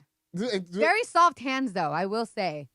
I was glad he had very soft hands. I feel like, do they prefer the term? I think they prefer this from massage therapists, right? Like, I think if you get into like masseur or masseuse, there's like a little bit of a weirdness, seedy gray area about like, what they're expected to do sort of thing. Well, masseur or masseuse sounds exotic. It may not even be dirty or like seedy, right? But it sounds somewhat exotic. A massage therapist just sounds like a job. Yes. Like that. Yeah. That's what you put on your business card. Right. Masseur or masseuse, you could be thinking, all right, what do you really do? Yeah. I mean, BC, have you had any experiences sort of like this? Never the male, but I've had a fair share of massages. Yeah, always female and very nice. Yeah. So relaxing. One thing I have had, and like I haven't had a manicure or a pedicure in a while, but I did have a guy give me a man give me a manicure. Oh yeah, I mean, I think normal. I'm pretty sure he was the owner of the shop. Yes. But that was one that I don't think I've had too many experiences with. Hey, I've only ever done that once. Where I don't know which one, but the one with the feet. Is that the pedicure? Yeah. Great experience. Yeah, that was amazing. They're wonderful experiences, wonderful. without a doubt. I tell guys all the time, sorry, AK, like, go get a massage, go get a facial, go get a pedicure, go get a manicure. It's the best thing you'll do. The pedicure just sounds unappealing to me. Oh, it's great. It's great. What is so great about it? I mean, one, like, first you get to soak your feet and sort of relax. And, like, when they're done well, I mean, not only is it just them clipping your nail, but, like, they'll give you the leg massage, the foot massage. Exfoliation. It's very relaxing. I have done the thing where you put your feet in water that has like the little fish. The little I've fish. never done the fish. I've never done the fish. I've never done the fish. That seems thing. weird to me. Yes. It is weird as hell. It feels weird as hell. Can you tell when they're nibbling? And yes. Yes, you can. But my feet came out like they might as well have been overgrown newborn feet. Like they were totally different, baby smooth feet. Yeah. And the fish did phenomenal Never work. done the fish. I've kind of been curious about it, but never done the fish thing. Once you get used to, okay, it's kind of weird that they're doing this and you can feel them, it actually feels pretty pleasant. All right. Like it's not uncomfortable at all. It doesn't feel, once you get past the initial like, oh, it doesn't actually feel weird at all. Did you do it on vacation? Yeah, in Mexico. Okay, yeah. That feels like a vacation thing. Yeah, in Cancun they had them, and I was too afraid. We were in Playa del Carmen, which is outside of Cancun. Yeah. Phenomenal. Like those fish are pros, man. They know exactly what they're doing. They saw your feet and they're like, "We in today. We got it." Oh, see, I feel like they looked at my feet and they're like, "All right, boys, we got a challenge ahead of us because this guy has let his feet go. These are disgusting, but we can handle it." Oh, yeah. Now I'm curious. Now I'm gonna go search for a place that does the fish thing. I loved it. I will say, as somebody who doesn't like massages and has never had a pedicure because it feels for some reason foreign and alien, tototally recommend the fish. All right. I'm Google searching now. When you find one, let me know because I actually now want to try it. I think I totally want to go check this out. This could be like a big station activity. We all go and get Brian, the feet. you in? Yeah, we should just get one to come out to the softball game next year. Oh, right. After the game would be amazing. After the game, yeah, just go, get some fish, some fish to nibble on your toes a little bit. We've already sort of started this process with what was it, a couple days ago with Cappy and Morales and Lindsay at SeaWorld. Like we've already been involving aquatic life in this station. Exactly. Like this feels like the next natural step. Yeah. Although I don't think I'd want orcas nibbling. I feel like that's I'm good. A good way to lose a foot. Probably something like that. Who knows? I don't know, man. I honestly felt a little bit nervous for the Orca with Cappy and Morales around them unsupervised. Things could get a little sideways. All right, coming up next, we are going to get in the trade deadline with the Dodgers. They didn't do anything all that earth-shattering. How big of an issue is it or is not? But also, Micah Parsons has requested a trade, demanded a trade publicly. Should the Rams kick the tires on this as a possibility? Getting all that coming up next. Marcas Grant, Andy Kamenetsky in for the guys, 710 ESPN.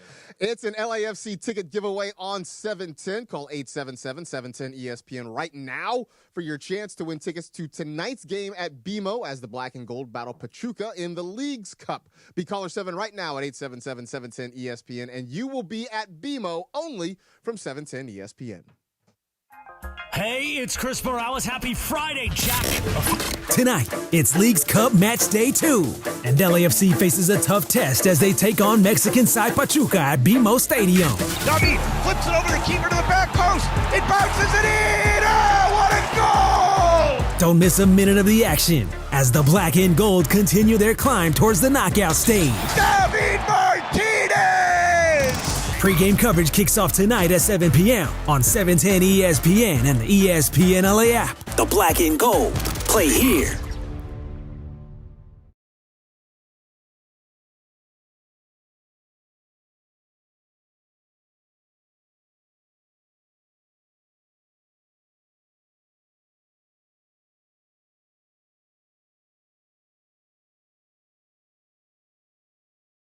Notifying consumers of debt relief now being made available, designed to aid consumers with out-of-control credit card debt. Those who qualify and enroll for this relief program will only have to pay back a fraction of what they owe. This is not bankruptcy or a debt consolidation loan. This is a relief program that credit card companies would rather you not know about, as it ends your debt nightmare and saves you lots of money. Consumers owing at least $10,000 in credit card debt or personal loans can now take advantage of this debt relief as the cost of living skyrockets. Debt Relief Advocates has established a relief hotline for you to call to learn what debt reduction you may qualify for, so don't wait. For this free information, call the Relief Hotline at 800-606-8737. 800-606-8737. 800-606-8737.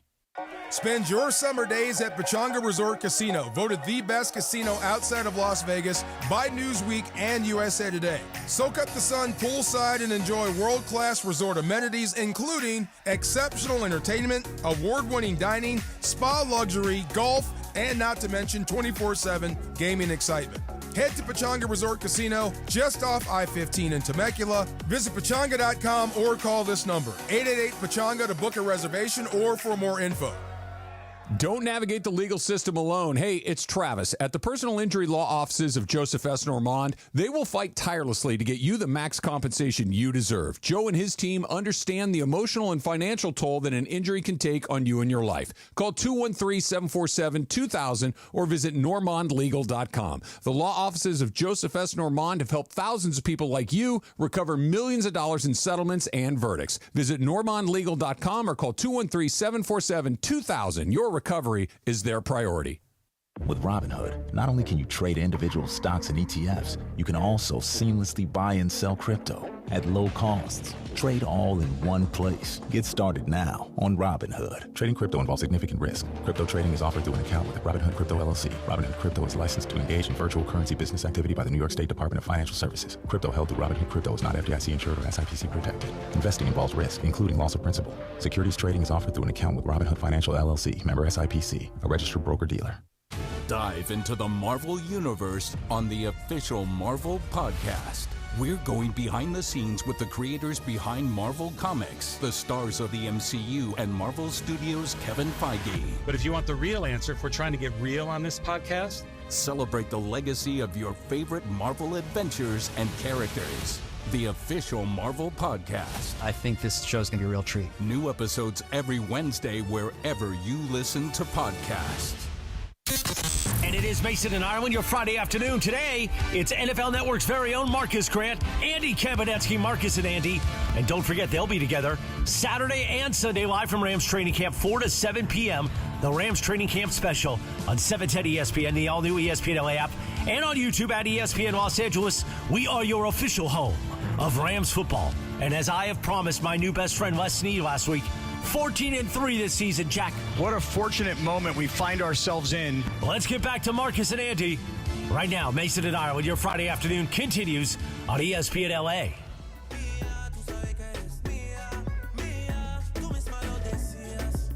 Mason and Ireland, Andy Kamenetsky, Marcas Grant in for the guys. As Morales told you, it's going to be an AK and Marcus-a-palooza this weekend. We love it. Oh, it's going to be fun, man. 4 to 7 Saturday and Sunday from Rams training camp at LMU. I'm here. That's going to be your producer, by the way. Funchy will be. I'm here. Funch. Yeah. I'm here. Yeah. I'm here. Apparently, Bergman pulled the shoot on us. I think he was supposed to be there, and he pulled the shoot. So now, I'm looking forward to working with Funchy. Yeah, no, Funchy's a lot of fun. I do Lakers talk with Funchy all the time. Yeah. Did you guys know that he's on Instagram now?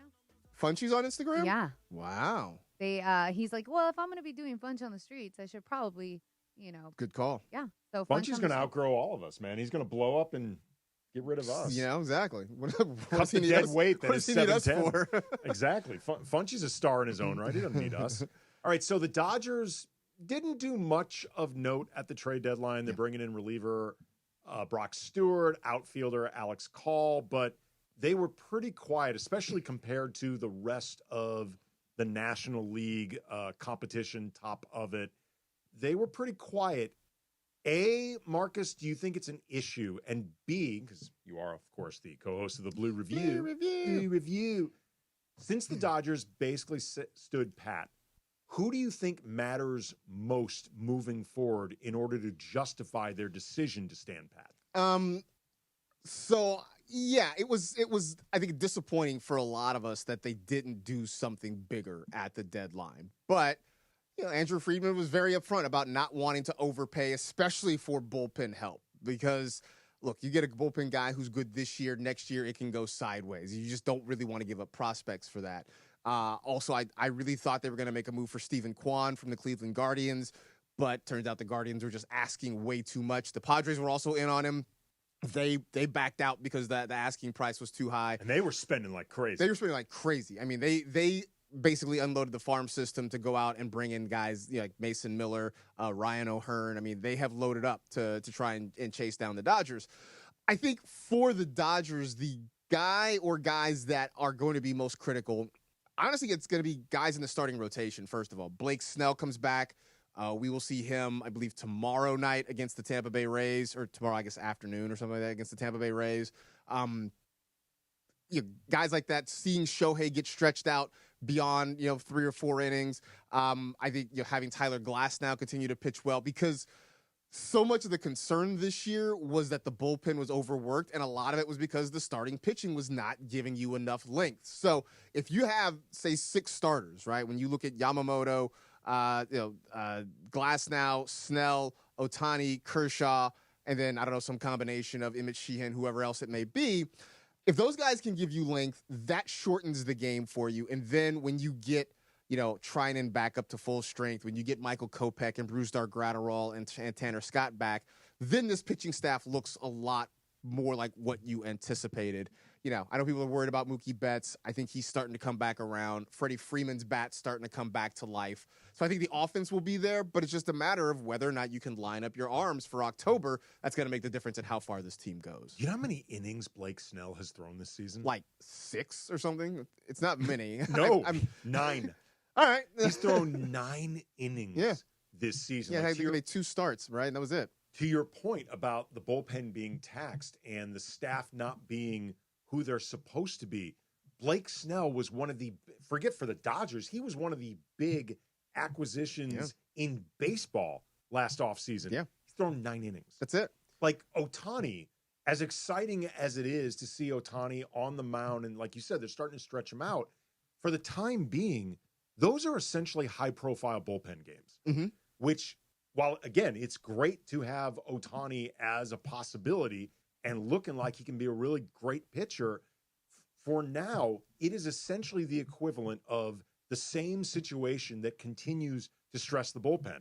So even bringing Ohtani on the mound has in kind of ways been a double-edged sword because it's exacerbating a problem that's already been there. Yeah, it really is. And like credit, they figured some things out. You know, Emmett Sheehan the last time around was fantastic, kind of coming in. Like the last couple times, coming in behind Ohtani has been fantastic.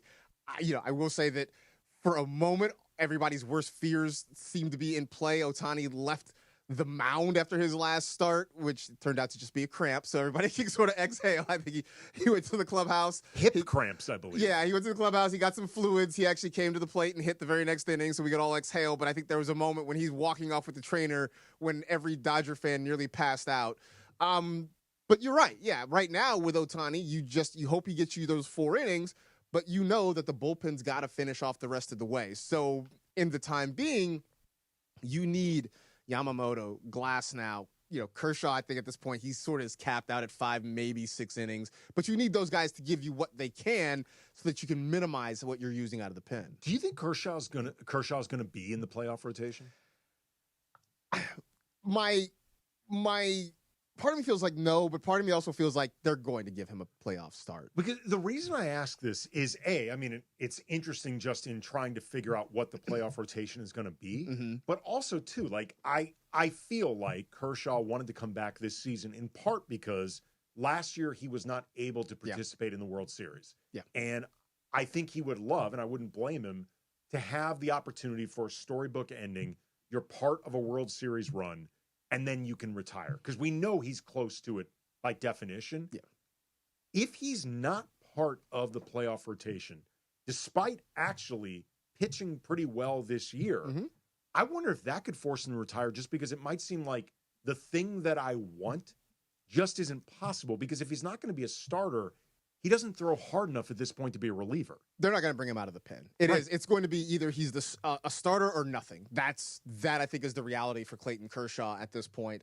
And like I can see a world where he is if you need, say, a 4th starter in the playoffs, because you rarely go more than 3 or 4 guys deep. Yamamoto, Glasnow, and Snell. Probably, I would guess those 3 have the top. Although Ohtani. So.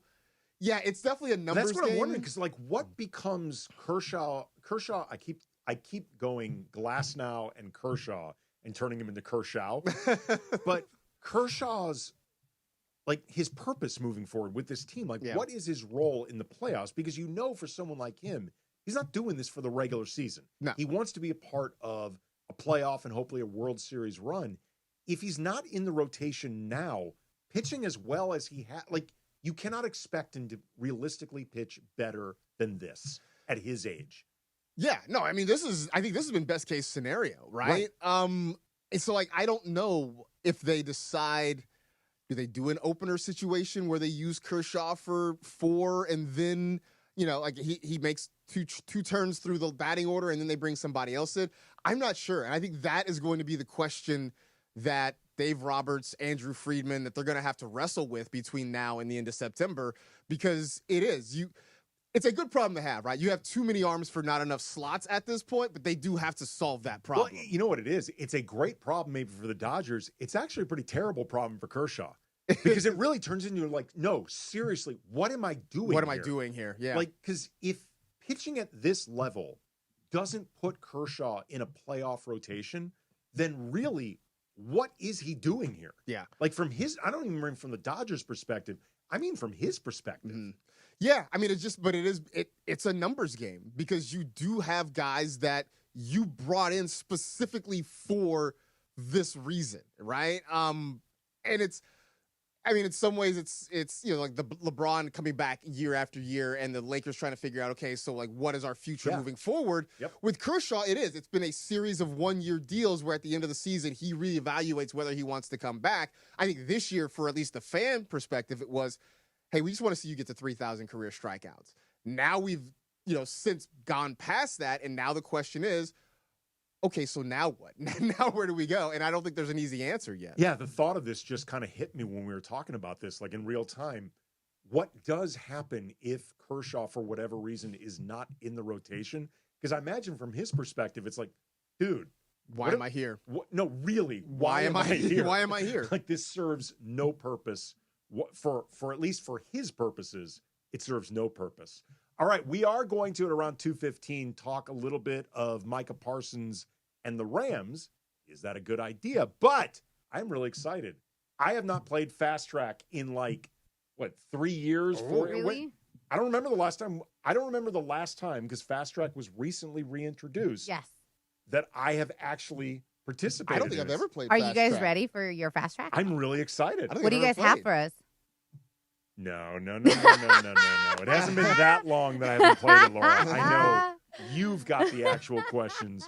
Marcus and I are going to respond. That's coming up next. Fast Track, 710 ESPN. Rams football is coming. All the sights and sounds of training camp on ESPN LA. We're stretching down here. Crank that music. Let's go. Presented by Pechanga Resort Casino. And yes, don't miss our Rams training camp special tomorrow, Saturday at 4 p.m., 4 to 7 p.m. with Andy Kamenetsky and from NFL Network, our very own Marcas Grant. We're all running the stucco concept, so we're running scout route. Andy and Marcus live from Rams training camp for a Saturday tomorrow. On your home for Rams football.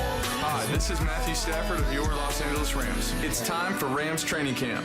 Tomorrow, the Rams training camp special, Saturday edition, 4 to 7 p.m. right here on your home of Rams football, ESPN LA. Injury, call Jacob and Ronnie. Call Jacob. Hey guys, it's Sedano. As a sports fan, you always want your team to be well coached and win. You know who's always winning? My guy, Jacob. If you've been injured in a car accident, slip or fall at the store, rideshare accident, whatever it is, it would feel like you lost. Call Jacob. Jacob knows the opponent's weaknesses, how to exploit them, and attack the insurance company to provide you the victory that you deserve. So call him at 844-24-JACOB, 844-24-JACOB, or visit him online at calljacob.com. Call Jacob. Do you owe $10,000 or more in credit card debt or personal loans? With credit card debt at all-time highs, Debt Relief Advocates is urgently notifying consumers of debt relief now being made available, designed to aid consumers with out-of-control credit card debt. Those who qualify and enroll for this relief program will only have to pay back a fraction of what they owe. This is not bankruptcy or a debt consolidation loan. This is a relief program that credit card companies would rather you not know about, as it ends your debt nightmare and saves you lots of money. Consumers owing at least $10,000 in credit card debt or personal loans can now take advantage of this debt relief as the cost of living skyrockets. Debt Relief Advocates has established a relief hotline for you to call to learn what debt reduction you may qualify for, so don't wait. For this free information, call the Relief Hotline at 800-606-8737. 800-606-8737. 800-606-8737. I auditioned for Old Broadway once, only I was off-key, off-beat, and off-stage. Now your top reasons to visit Morongo. It's gonna be hot thunder from down under. Live August 15th. Number 2. The Marketplace. Because poke, pizza, and pork ribs are a party on your plate. And the number 1 reason. Football is back. Grab a beer.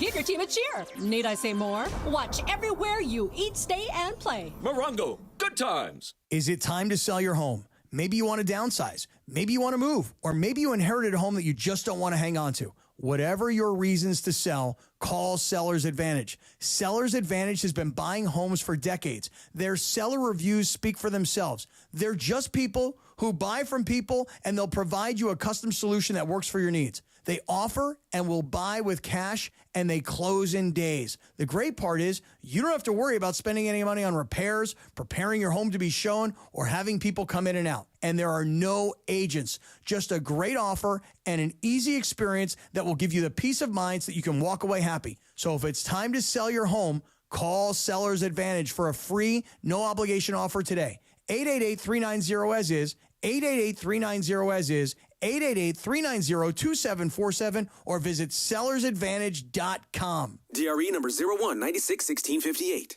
Don't worry, sell happy with Seller's Advantage. 710 ESPN, your home for the 17-time world champion Lakers. KSPN Los Angeles, a good karma brands radio station. And it is 2 p.m. in the Southland on the biggest show on the radio, Mason in Ireland. All right, it is time for Fast Track. Fast Track. The return of Fast Track, driven by our friends at Cerritos Auto Square. Why do more people buy their car at Cerritos Auto Square than from any other location in Southern California? Easy. With 24 dealerships side by side, car shoppers can find the right car at the right price at the right location. Cerritos Auto Square. Learn more at CerritosAutoSquare.com. Time for Fast Track. Down low is 350Q, 3.25 horsepower, 4-speed, 410 gears, 10 coats of competition orange, hand rubbed lacquer with a blue plane manifold, open race cams. Fast Track on Mason and Ireland. Time for Fast Track. Take it away, Mace. Fast Track. Life in the fast lane. Life in the fast lane. Well, clearly Morales was excited at the return of Fast Track because that was a lot of imaging. Yeah. A lot of imaging, a lot of Morales there. All right, guys, so I'll take the first one here. I'm actually going to play a little sound from Cam Ward. He had something to say about his 5 a.m. host film sessions. Hit it, Brian. I've grown up, watched my dad wake up at 4:30 doing a job he didn't like. So, if I can't wake up early and do what I need to do for a job I do like, I shouldn't be playing football. And that goes for everybody in the locker room. If you can't have the expectation for yourself that you want to be whether a good or a great player and want to put the work in, I just think that's how it should go. I just think good things only come to those who work. All right, so we started talking about people that wake up early and people that don't, right? I'm a big believer of the early bird gets the worm, and he seems to have the same mentality. I feel like that's the kind of thing you want your QB to sound like. Like, hey, let's go in, let's put in the work. But when we were talking about it, Marcus, you brought up a great point. Are people that wake up at 5 a.m. or super early really doing more than other people that aren't? I mean, I get it. We've all come to this, if you get up early and you're up and you, rise and grind, that, it means something, you're putting in more work. What's wrong with just time shifting your day, right? If I'm putting in the same, 10 hours that Cam Ward is, I just happen to start at 8 a.m. instead of 5 a.m., what's the difference? You don't, but nobody makes, videos set to Fort Minor about, you waking up at 8 a.m. or something, but you're still putting in the work. Why do we glorify it just because you got up before the sun? Okay, you landed on exactly what it is. There is something psychologically different about getting up while it is still dark and everyone else is asleep. Even if you're going to ultimately put in the exact same amount of work, exact same of hours of work, there's something different about doing it when everyone else, remember in Rocky when we see him get serious, the first of the workout montage is he's waking up early in the morning, he drinks those raw eggs, and he starts running while everyone's asleep.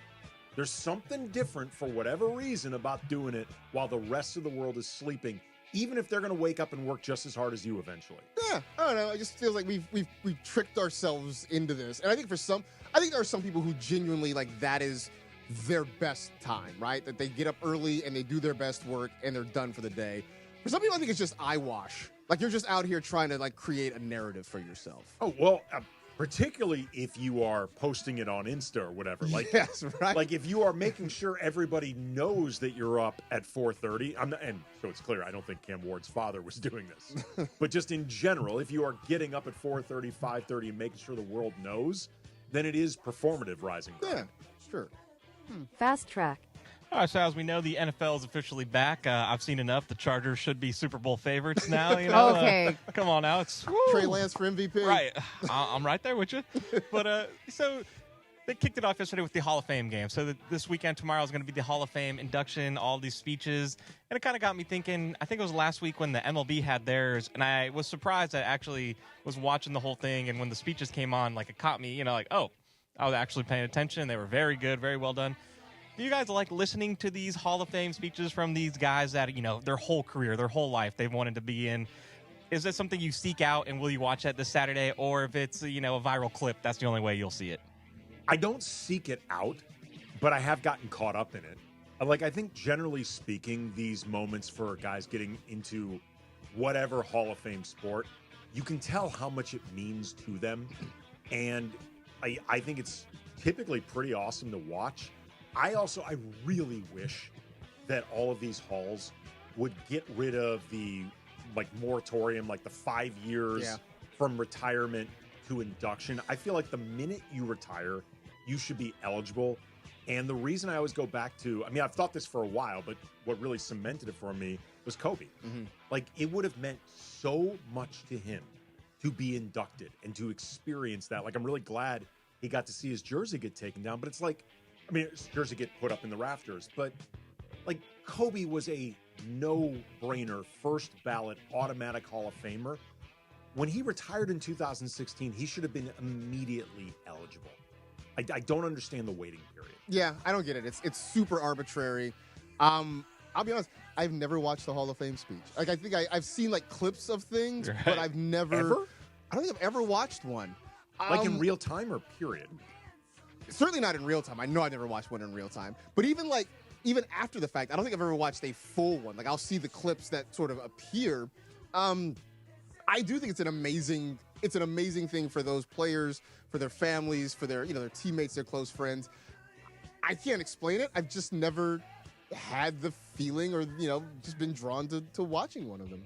I don't know. I was pretty much the same way. The MLB one kind of turned me on, this last one, especially Ichiro was great. Ichiro was fantastic. But I think Dave Parker's son, like Dave Parker too, he spoke and he was amazing. And the whole thing was just like, and it was pretty much everything that he wrote before he passed, just, delivered through his son, which was amazing. But who I did see the clips, who looks just like Dave Parker, by the way. I honestly should go back and watch CC Sabathia's. We are from the same hometown. His was good too. And he has done so much for his city, for Vallejo, California. I mean, the old baseball field they've renamed after him. He's put a lot of money into just trying to build the baseball program, not just for his high school, but just locally there. So that is one. If I go back and watch one, that'll be one I watch. Fast track. All right, guys. So I came across a clip of DeRozan talking with Carmelo Anthony on his podcast, 7 p.m. in Brooklyn. And they talked about how young guys are in the NBA now versus when he was young in the NBA. And this is what he had to say. What's the biggest difference you've noticed in players today compared to when you came in the league in 09? That, for one. Yeah. Getting on their phone, so worried about what's on their phone, what somebody say. Even to his point, I seen him put his name in the Twitter search to see what they were saying. Oh, vanity searching? Damn, that's crazy. Somebody who was actually playing them, they was like getting minutes. Yes. And I'm like, this to the point we at, you know what I mean? Like, that was never a thought. Yeah. You know what I mean? When we even play. for you, that wasn't a thought. Even worse for me. That's what I'm saying. Like, no social media, none of that. Niggas want checking their two-way pages and all that. But to that point, is that like always ask me, like, man, you can play another 4 or 5 years. It's that part of the game that sucks the energy out of you, because everybody's so worried about everything else now instead of what it was built on, like your game, competing, winning, going out there, giving everything you got. It's like everybody's so caught up in all that don't matter anymore. You know what I mean? Right. Like, when I'm wearing was in the mirror, fixing this, doing that, exfoliating and all. Exfoliating, catching Exfoliating. But okay, so I understand these new. I call them kids because I'm 37 and they're young. They grew up in this very social media, all in your face kind of live, right? Instagram highlights, reels, and TikTok, and all this other things. But like, how does that affect a player in a professional league now? Because he said it, like during halftime, they're going and seeing what people are saying about them. It's like, what toll does that hit, on them? They're so young. Yeah, but this is the only life they've known. I mean, this is all they've known. And I think especially now where being a pro athlete a lot of times is a gateway to whatever is next, right? We're like, yeah, you work to get to the NBA, the NFL, whatever, Major League Baseball. But for so many of these guys, it is a gateway to maybe I have a podcast. Maybe I end up on TV. Maybe I want to do fashion. Like it is the stepping stone to the next thing. Whereas, at one point, being the professional athlete was the pinnacle of things, right? You got to the NBA. And if you had a great career, a 10, 12-year career, like that was it. And then you retired and you went on about your whatever you did. Now for these guys, this is just step one of many potentially down the line. There is an irony to Melo talking about this on his podcast. Like the podcast that he has And it's great with the Kid Mero. Like, I mean, it's a It's a great podcast. It's a great podcast. And Melo has always been a really, really engaging, likable guy. But he has this podcast because of his career in the NBA. Yes. And it felt like, respectfully to Melo, the last few years of his career might have been kind of leading up to where he is right now, kind of setting up. I mean, LeBron has been living his post-NBA career in real time as an NBA player. For a while, yeah. And it's not like he entered the league in the social media age. No. Yeah, it's just, I think for some of these guys, it's kind of a different mindset where the NBA is not the end goal. It is because the starting point. It is because I sort of get it too, because your professional career is a really small part of your life. I mean, how many guys are retired in their early 30s where you still have a hopefully long life ahead of you afterwards? It's interesting because, I mean, there's no question that the social media piece of this has changed things. And, there are players, I'm sure, checking their mentions. I mean, Kevin Durant argues with people online 24/7. And we should protect his Twitter account forever. We should protect him forever. Yeah, I mean, and KD just does. This is who KD is.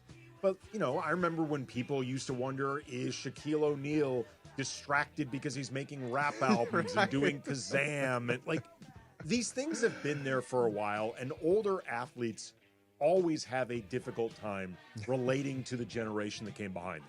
It is a story as old as time.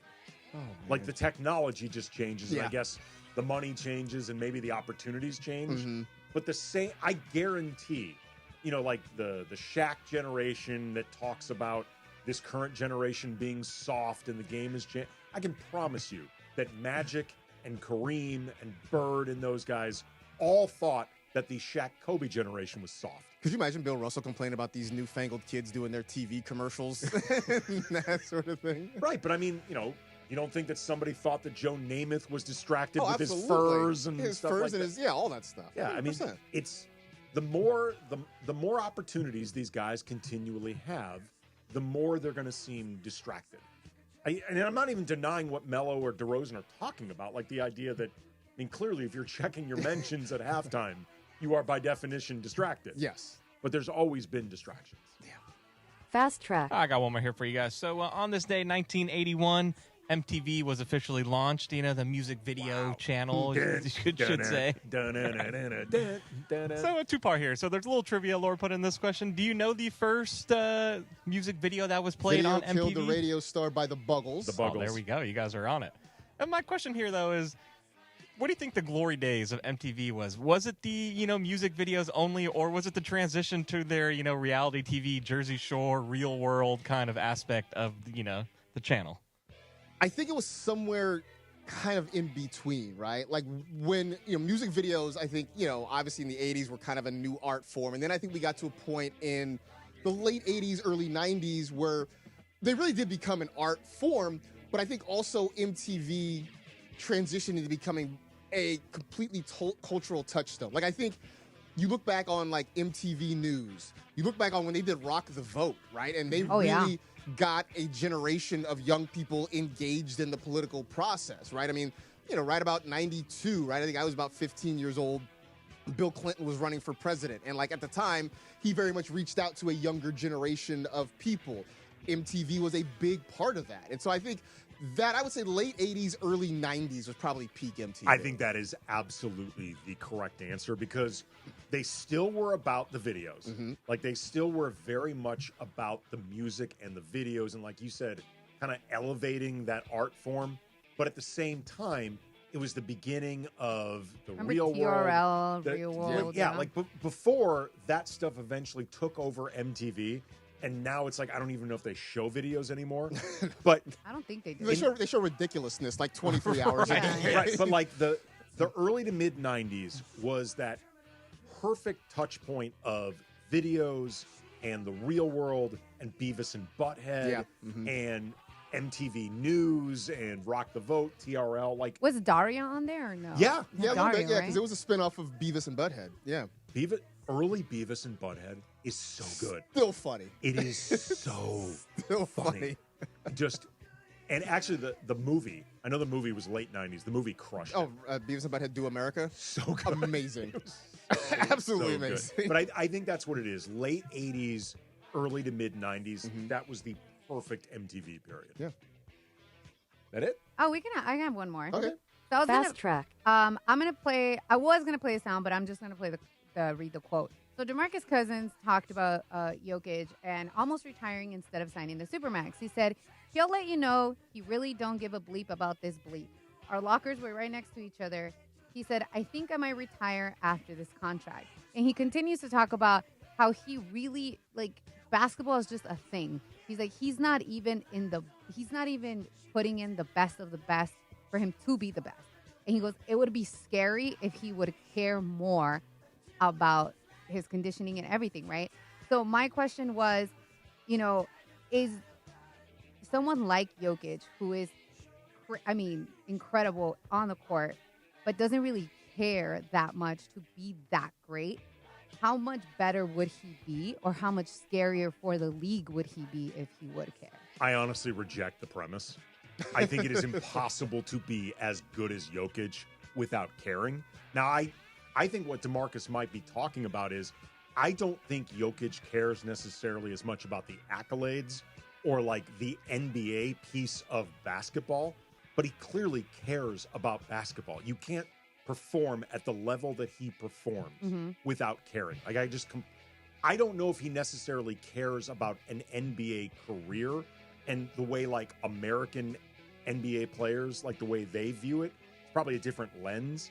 But I refuse to believe that he is that good and that skilled. It's not like when people used to say that Shaq didn't work as hard as he could have, you could make that case because Shaq got by on so much just brute strength and just pushing guys around. And I think it overshadowed some of the real skill Shaq had, but some of it was just overpowering people. Jokic doesn't spend a career overpowering guys. There is so much precision to what he does. You can't do that without perfecting a craft. I think the disconnect is sort of, here's what I think. I think when you see a professional athlete who exhibits interests outside of their sport, the perception becomes they don't care, right? Because then you compare them to LeBron, to Kobe, guys who are fanatical about basketball. And it seemed to be that's what they did every waking moment. Then if you don't match that, then suddenly it's you don't care as much. And that makes sense. I think you see it with Jokic. I think you see it in golf with Scottie Scheffler, right? With his comments recently that hey, look, I would prefer to be a great father than a great golfer. That doesn't mean Scottie Scheffler isn't out there every day working on. You can't be as good as he is and successful as he is without working on it. But I think it's just him saying, yeah, man, there are other things that I enjoy and that I want to focus on in my life. And I think the general public takes that as meaning, oh, he doesn't care. This is what I would say. If you're asking me, does Jokic find more joy, pure joy, in basketball or his life with his horses? The answer is the horses. The horses. I think he genuinely finds more joy in the stuff that he does with the horses in, I'm blanking out, Serbia. Or I believe that's where Jokic. I'm blanking now all of a sudden. Slovenia. No, that's Luka. Serbia. Yes. I think that's where he finds the most joy. But he clearly cares about basketball, and he's clearly competitive because he's already made so much Serbia, money. by the way. Yes, Serbia. There you go. He's already made so much money, and he's won a championship. If he didn't care, he doesn't need to keep doing this. Do you think it's also a cultural thing? Because Yes. here in America, it's we're all our job defines us, right? A lot of people are defined by their job and their job title and what they do. And in other countries, it's not like that. It's that's a part of me, but it's not all of me. Well, he also didn't grow up in American basketball where the NBA is the mecca. And I'm not saying you can't recognize overseas that the NBA is the league that it is. Right. But he grew up playing in what is essentially professional basketball when he's younger. Luka did that. Luka played for Real Madrid, one of their clubs at 13. I think that type of environment and that type of culture makes you see the NBA in different ways, even if you're super competitive while you're in the NBA. Jokic is competitive. You don't rise to this level if you don't give a damn. I will say, though, and I don't know that it applies to Nikola Jokic, there are professional athletes out there that don't necessarily love what they do. There are guys out there that do it because they're good at it, and I can make a lot of money in a short amount of time, you know? And I think you see it all the time with guys who, like, they'll play a few years, they'll retire. Maybe it does feel like they underperform, they don't reach their potential because, look, for some guys it really is just a job. Sure. You know? But I just think it may just be a job. I just think the idea that you don't care, particularly for the guys that are like MVP level, like Jokic, I think the game is too hard to reach that level without caring. Like this bleep is really hard what they do. Like you don't just roll out of bed and do what these guys do. Make it look easy, you know, because we as just fans, but also civilians. Civilian, exactly. You know, we critique, right? Like, oh, this or oh, that. And especially when we're watching sports and it's our team, we critique even harder. But they make it so easy. And it's like that. What they do is not easy at all, especially like for the NFL, you know? Oh, it is not easy at all. Speaking of guys who are really, really flipping good at what they do, Micah Parsons. And he does not want to do it anymore for the Dallas Cowboys. He has requested a trade after predictably negotiating with Jerry Jones and the Cowboys has grown frustrating, gone sideways. Should the Rams kick the tires on bringing in Micah Parsons? Going to talk about that coming up next, 710 ESPN. It is Fast Track on Mason and Ireland on 710 ESPN, the all-new ESPN LA app, and always on YouTube at ESPN Los Angeles, driven by Cerritos Auto Square. And it is time for Fast Track. Fast Track. Why do more people buy their car at Cerritos Auto Square than from any other location in Southern California? Easy. With 24 dealerships side by side, car shoppers can find the right car at the right price at the right location. Cerritos Auto Square. Learn more at CerritosAutoSquare.com. Time for Fast Track. More Fast Track next. You know that feeling. You're finally asleep and bam, a leg cramp comes out of nowhere. Look, I've played through pain, but waking up with a leg cramp at 3 a.m., that sucks. So I don't mess around anymore. I keep Highland's Leg Cramps PM on my nightstand. No groggy side effects, no harsh meds, just a fast, effective relief that lets me sleep through the night without the Charlie horse surprise. Get the sleep you need with Highland's Leg Cramps PM. Get it today at Walmart, Walgreens, or CVS. Highland's Leg Cramps PM, because you don't need a midnight workout. Why do more people buy their car at the Cerritos Auto Square than from any other location in Southern California? Easy. With 24 dealerships side by side, car shoppers can find the right car at the right price at the right location. Learn more at CerritosAutoSquare.com. Tomorrow on ESPN LA for your Saturday, don't miss a little Kamenetsky Brothers. The Cam Bros Saturday Special, 10 a.m. to 1 p.m. with Andy and Brian Kamenetsky. I don't know all the details of what they're going to be talking about, but you know, just guessing the purple and gold is on the agenda. Andy, Brian Kamenetsky, the Kamenetsky Saturday Special, tomorrow, 10 a.m. to 1 p.m. on 710 a.m., the all-new ESPN LA app, and of course, are we doing YouTube? Let's just say we're doing YouTube at ESPN Los Angeles. Don't miss the Kamenetsky Saturday Special tomorrow at 10 a.m. on ESPN LA. Looking for an easy way to save energy and earn money? With Clean Power Alliance's Power Response Home program, you can do both. Simply reduce your electricity use with small actions, such as unplugging appliances or air drying laundry during times of high energy demand. You could earn $20 just for signing up. Power Response. Great for your wallet and for the planet. Get paid to power down today at cleanpoweralliance.org/home.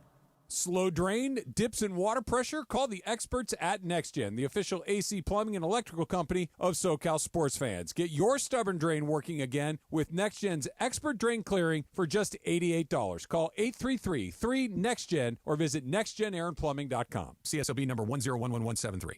Do you owe $10,000 or more in credit card debt or personal loans? With credit card debt at all-time highs, Debt Relief Advocates is urgently notifying consumers of debt relief now being made available, designed to aid consumers with out-of-control credit card debt. Those who qualify and enroll for this relief program will only have to pay back a fraction of what they owe. This is not bankruptcy or a debt consolidation loan. This is a relief program that credit card companies would rather you not know about, as it ends your debt nightmare and and saves you lots of money. Consumers owing at least $10,000 in credit card debt or personal loans can now take advantage of this debt relief as the cost of living skyrockets. Debt Relief Advocates has established a relief hotline for you to call to learn what debt reduction you may qualify for, so don't wait. For this free information, call the Relief Hotline at 800-606-8737. 800-606-8737. 800-606-8737.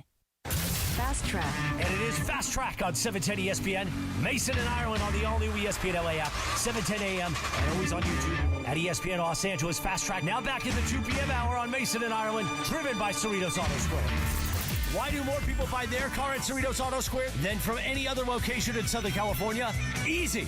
With 24 dealerships side by side, car shoppers can find the right car at the right price at the right location. Cerritos Auto Square. Learn more at CerritosAutoSquare.com. Once again, back to Fast Track and back to Mason and Ireland on 710. Come on. I see no changes. Wake up in the morning. We're done with Fast Track, Morales. Keep up. It's over. Mason Ireland, Andy Kamenetsky, Marcus Grant in for the guys. And Micah Parsons, after being the latest star to have to deal with Jerry Jones and the Cowboys on a contract negotiation, this got really ugly with CeeDee Lamb, or tense for a while. I think it got kind of tense with Dak Prescott. Micah Parsons finally became the guy that said, Jerry, I can't do this anymore. I want out.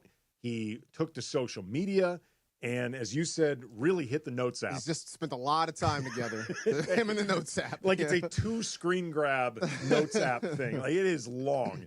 But the gist of it is he wanted to be here. He has tried for a couple years now to work out some type of extension with the Cowboys. Jerry Jones is doing his thing. He has felt like he's been kind of jerked around during this process, and he wants out. He has requested a trade, and it raises the question, should the Rams potentially kick the tires on a trade for Micah Parsons? And in particular, Marcus, we were talking about this. Should the Rams dangle that first-round pick that they are getting from the Atlanta Falcons that is very expected in 2026 to be a high first-round pick that I think most people earmarked for the eventual quarterback to be the successor to Matthew Stafford? Maybe it could be the Manning kid. Mm-hmm. It could be, what's his name again? Arch. Be Arch Manning. Yes. Arch Manning could be the successor to Matthew Stafford. At some point, Matthew Stafford is in his late 30s. They're going to need to bring in a new quarterback. Mm-hmm. But Micah Parsons is really, really good. You bring in a Micah Parsons and you put him on that defensive line with Jared Verse, with Braden Fisk. You continue to build that defense. Poona Ford now? Yeah. I mean, look, yes, you will need a quarterback, but the urgency on needing that quarterback goes down quite a bit when you've got a defense that's going to hold teams in check consistently. And so, yeah, you look next year, they've got 2 first-round picks. One of them, as you mentioned, from the Atlanta Falcons, which that could be a fairly high pick, If Surely the Rams are expecting it to be. Right. I mean, if the Falcons do what the Falcons do, it should be a pretty good pick. They got a 2nd-round pick. I mean, on top of it, right now they're sort of middle of the pack in terms of cap space, but looking, say, next year and the year after, they are projected to have quite a bit of salary cap space. Now, granted, they've got some guys that they got to figure out how to pay, right? Kyron Williams is coming up. Puka Nacua is a guy they're going to have to figure out how to pay. So they've got some key guys that they're going to have to try to figure out. But we've seen Les Snead kind of just go for it before. I mean, look, to make the move to get Matthew Stafford from Detroit, they gave up some number 1 picks. Von Miller. Right. I mean, they've given up things to kind of make a run at it. So we know that the Rams will just say, bleep it. If we feel like we got a shot at a Super Bowl, we're going to do what it takes to get Plus, there. you could have Micah Parsons around for a while. Yeah. With Jared Verse, with Braden Fisk, with all these members of a defense that could become so good that all of a sudden maybe you can draft that quarterback in the third or fourth round, and a quarterback of third and fourth round, projected third or fourth round talent, sometimes those guys end up outperforming their draft position. But let's just say you get a typical third to fourth round quarterback, like somebody that's solid, not spectacular. Solid but not spectacular combined with that defense could be more than enough. I've heard guys talk about quarterbacks that are tractors versus trailers, right? The tractor guys, they're going to pull your team along and pull them to victory. The trailers are just, you give them the ball, you ask them, don't make a mistake, don't screw it up. With a defense like that, a trailer is good enough. A guy who's just not going to screw it up for you is all you need. So maybe it is kind of a third round quarterback. Maybe it's a free agent guy that, isn't an elite guy, but is good enough. Maybe that's the answer. Look, if Micah Parsons wants a trade, there are 31 teams that should be picking up the phone and calling the Dallas Cowboys right now. It is so insane to me that it's not insane because it's what you expect from the Cowboys and Jerry Jones. Right. But it is nonetheless insane. The idea that every year, CeeDee Lamb, Dak Prescott, now Micah Parsons, every year it's this very public, very tense, very dramatic, drawn-out negotiation with your franchise cornerstones. Yeah. Like, where it feels like Jerry Jones is willing or maybe even looking to antagonize them just because it creates a storyline and drama, and you're talking about them Cowboys. I'm sure that has a lot to do with it, right? Because Jerry Jones, he's never met a camera or a microphone that he didn't like. But from a business perspective, it doesn't make sense because, one, you're antagonizing these guys who are important to your team. You and I were talking before the show. A guy like CeeDee Lamb, for instance, holds out, right? And look, he's a veteran. He's been in the league. But still, there's that timing aspect of just getting into practice and working with the quarterback that you're missing out on. The other part of it, the biggest part of it is, as wise philosopher Fat Joe once said, yesterday's price is not today's price. And every time there's a defensive end, a pass rusher that signs, that price tag goes up a little bit more. I think the Bengals are sort of dealing with this now with Trey Hendrickson, right? Where he's unhappy and he's holding out because he wants to be paid like the top guys at his position. I go back to a few years ago when the Chiefs signed Patrick Mahomes to a big contract extension, and it was a lot of money, but everybody looked at it at the time and said, you know what, it's smart to do it now, right? To lock in Patrick Mahomes now for a long-term deal, because 5-6 years down the road, Patrick Mahomes is going to look like a bargain after you get a whole bunch of other quarterbacks that have signed, and it feels like Jerry has not internalized that lesson. Okay, my wife is a diehard Cowboys fan. She's from Texas. Like, she is from a family of Cowboys fans. Like, she obviously got to experience, thankfully for her, the 90s when the Super Bowl, when the Cowboys were actually winning Super Bowls. Like, she worships at the altar of Troy Aikman and Emmitt Smith. But the last few decades, let's just say, have been unpleasant.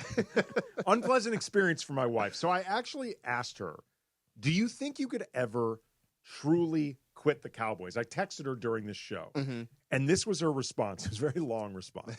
Not quite as long as Micah Parsons' trade request, but response. I don't think I could ever quit them more than I could quit breathing, but I love them under duress. At this point, they are like a side piece that I can't give up, even though continuing the relationship is causing my cortisol levels to rise to an unhealthy level. Then she sent me the meme of Heath Ledger and Jake Gyllenhaal from Brokeback Mountain. I wish I knew how to quit you. Right. They are my Brokeback Mountain. I love them so much with a fire in my belly, but in public, I have to squash my affection. They are like peanut butter to my jelly if I had a severe peanut allergy. Here's the thing. At least, as you said, she got the benefit of seeing them win championships. Because I've been saying that the worst thing to be right now is a Cowboy fan like under the age of like 35, right? Because you get all of the hate from football fans nationally, but you never got any of the success, right? Like everybody hates the Cowboys and loves to laugh at their misfortune. But at least if you're of a certain age, you remember the glory days. Oh, if you're like a 25-year-old Cowboy fan, you have no idea why everybody resents you so much. Why do people hate us so much? Right. Like, what if we won? You're like, we're terrible. Why?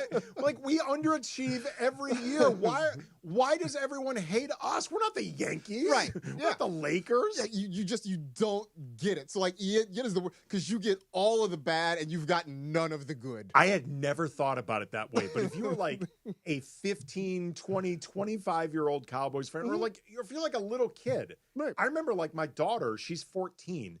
She first started being able to sort of like understand that's the Lakers on TV when she was like maybe, I don't know, 3, 4 or so. And that was kind of post Kobe Achilles tear, you know, a bit of being in the wilderness. She didn't really understand for a little while, like, no, really, the Lakers they have a history of winning championships, like decade-long dynasties, things like that, because early on for her, she just watched the Lakers lose all the time. Like, I had to really sit her down and explain, okay, this is why Daddy cares so much, and let her know I witnessed a lot of these championships. Give it time. It'll come around, and eventually did in the bubble 2020. Yeah.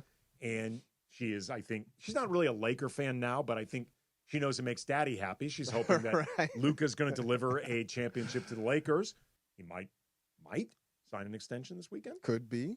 Tomorrow is the first day that Luka is eligible to sign it. Have you ever been a fan of a team that is just really, truly unpleasant? I mean, I grew up as an Oakland A's fan, right? And so when I was young, they went to 3 World Series in a row, 88, 89, 90. They went to 3 World Series in a row. They only won one of the 3. But, I mean, at that point, I was 11, 12, 13 years old, and I was just of the opinion that, like, oh, this is just how it is. Like, the A's are good, and they just will always be good.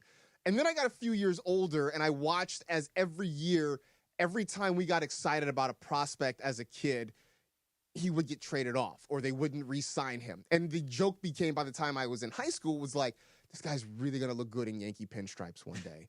And like, that's sort of where it is. And like, now I've watched from afar as John Fisher has destroyed the franchise, and now they're the West Sacramento A's and everything like that. So that and West Sacramento so that A's was bad. And also, like, I mean, growing up as a Warriors fan, obviously the Steph run has been amazing. But before that, the best thing we had as Warriors fans were occasionally being the team nobody wanted to play in the first round. Like, that was the absolute We Believe best. Warriors. The We Believe Warriors. I mean, I was a Run TMC kid. Yeah. I had a Chris Webber jersey for a little while, but like, generally speaking, exactly. Generally speaking, being a Warriors fan, in the 80s and 90s wasn't really a fun place to be. I grew up a St. Louis, they're now the Arizona NFL Cardinals, but I grew up a St. Louis football Cardinals. Let me tell you, fan, that was not a fun fan experience. All right, coming up next, going to play a little game of games. Whose game is it today? I'm not in the loop. It is my game. Oh, all right. Okay, there we go. That's coming up next. Laura's game.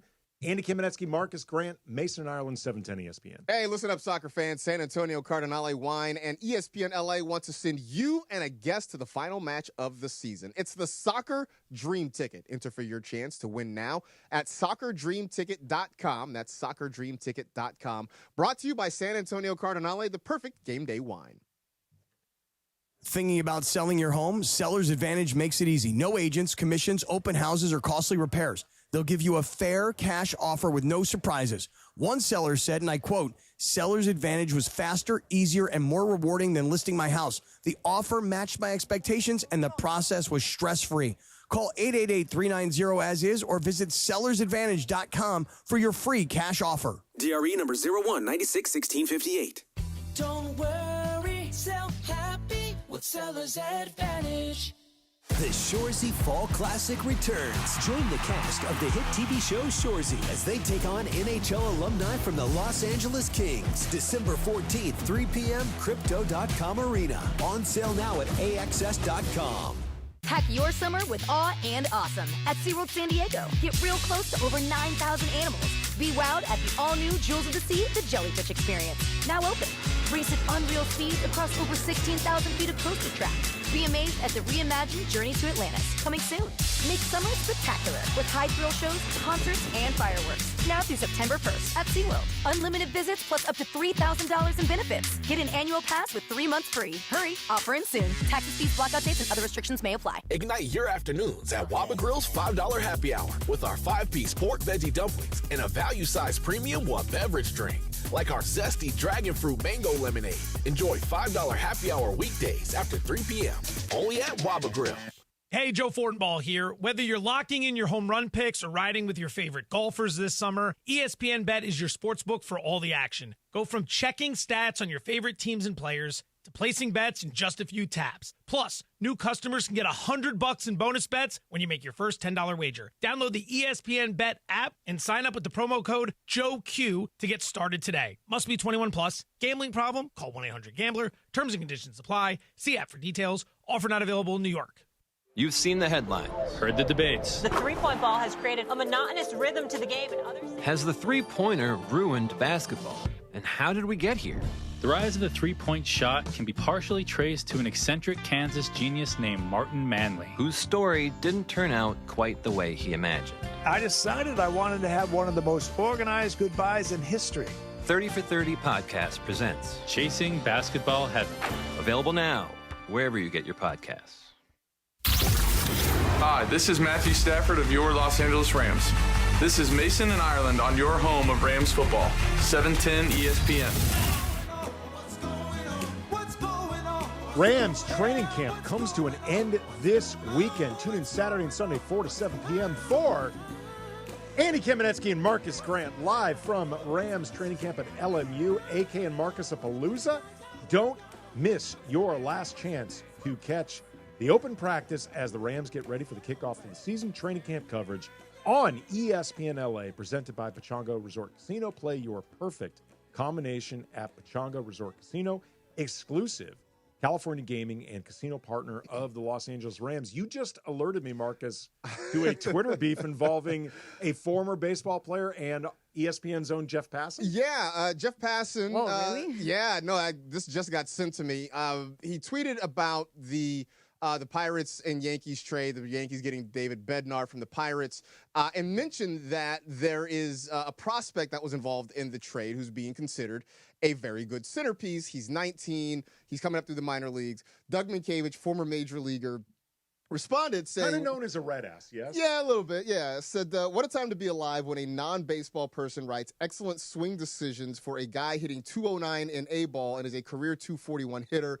I swear some scouts and writers will say anything to sound somewhat intelligent to non-baseball people.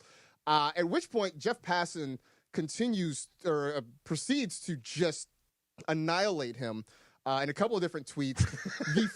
The final tweet in the series says, from Jeff, "You had a good career.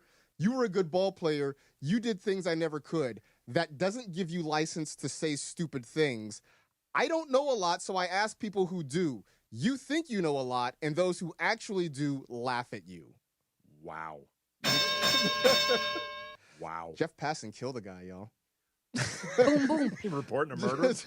Well, here's the thing. I mean, obviously, Mankiewicz did things, as Jeff Passan acknowledged, that Jeff Passan was not capable of doing. Yes. That being said, Jeff Passan clearly knows a lot about baseball. He can understand the game at a high level, even if he couldn't play it, because he's put in the time to learn how to do these things. Like, for example, and make it clear, I'm not comparing my basketball knowledge to Jeff Passan's baseball knowledge, but I never played basketball growing up. I actually was not that interested in basketball growing up. St. Louis is not a big basketball city. I'm 5'8". You can do the math from there. But once I started getting into the Lakers when I moved out here, because I moved to a basketball city, and the Lakers are a big part of this city's culture, and I got caught up in it. And then from there, I went out of my way to learn. And I found people who know more than me, and I listened, and I held off on becoming super opinionated on this stuff until I actually at least had a reasonable foundation upon which to speak. Jeff Passan has that foundation.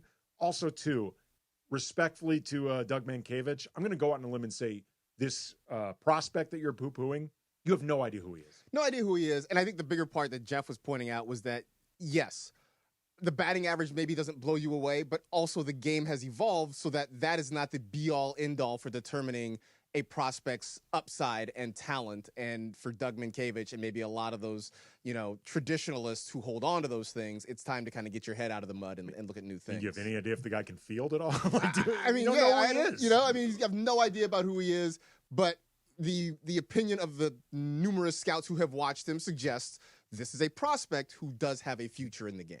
All right, now this time for real. Coming up next, we are actually going to play Game of Games. It remains Laura's game, just like before. Got a little bit lost on doubling up the clocks, but that is coming up next. Mason and Ireland, 710 ESPN. Why do more people buy their car at the Cerritos Auto Square than from any other location in Southern California? Easy. With 24 dealerships side by side, car shoppers can find the right car at the right price at the right location. Learn more at CerritosAutoSquare.com. USC football is more than a game. It's tradition, pride, and unforgettable Saturdays in the Coliseum. Be there for every kickoff, every touchdown, and every unforgettable moment this season. Secure your football season tickets today and lock in the best seats, exclusive fan benefits, and memories that last a lifetime. Don't miss out. We need you in the stands. Visit USCTrojans.com or call 213-740-GO-SC. Looking for an easy way to save energy and earn money? With Clean Power Alliance's Power Response Home program, you can do both. You could earn $20 just for signing up. Get paid to power down today at cleanpoweralliance.org/home.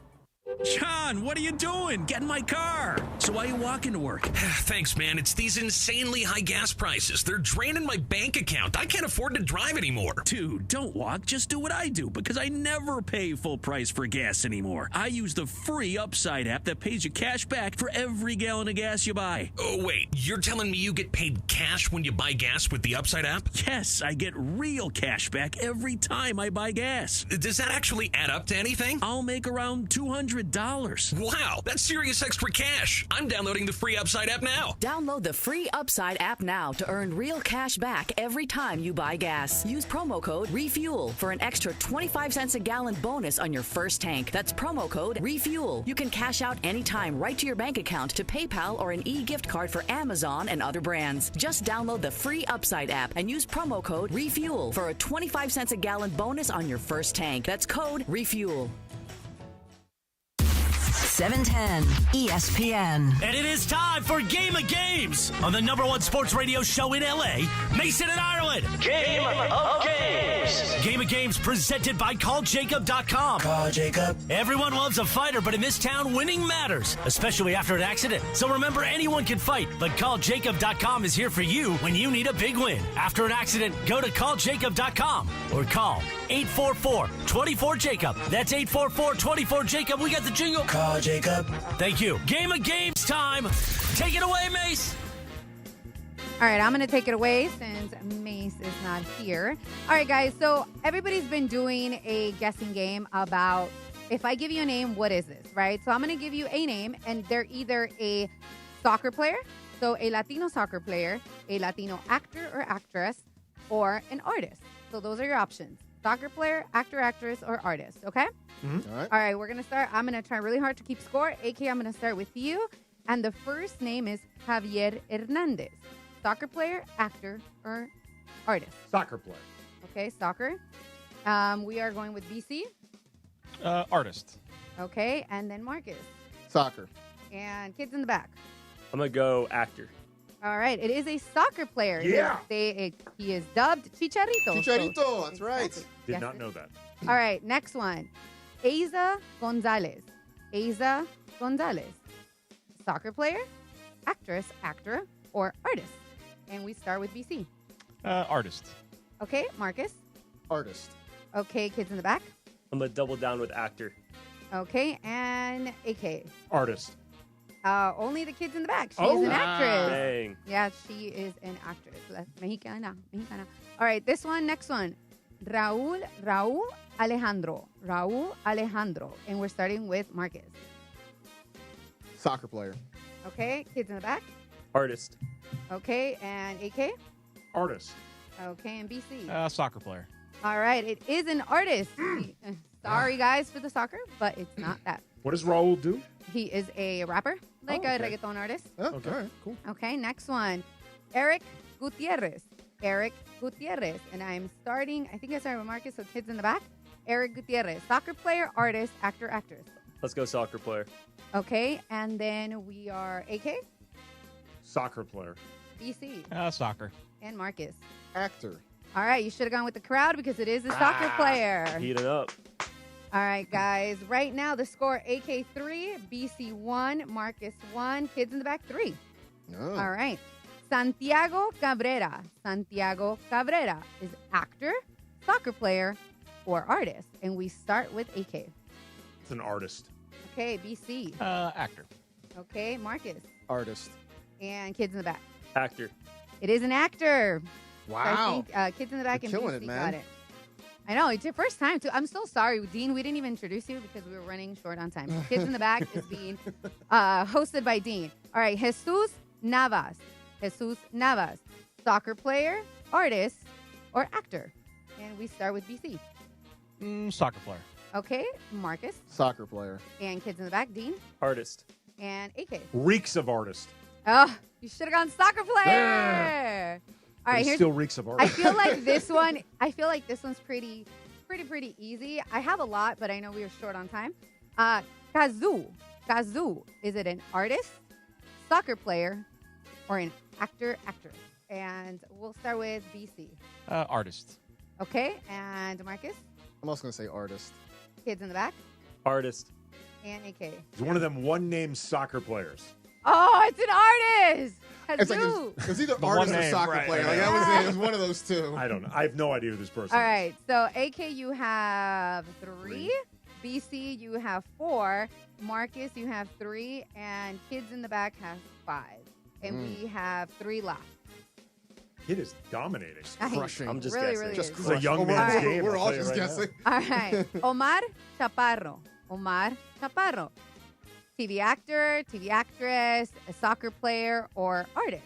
And we start with Marcus. Actor. Okay, and kids in the back. Going actor as well. AK I got to try to catch up, so I'm going to say soccer player. and BC. Actor. It is an actor. He's actually a very known actor, Omar Chaparro, or so I think, right? Because I know who that is. All right, well, I think the kids in the back kind of locks it up, but I'm going to do the last one for you guys. He's got to go first then. All right. Sebastian Yatra. Sebastian Yatra. Is it artist, soccer player, or actor? Let's take it home with soccer player.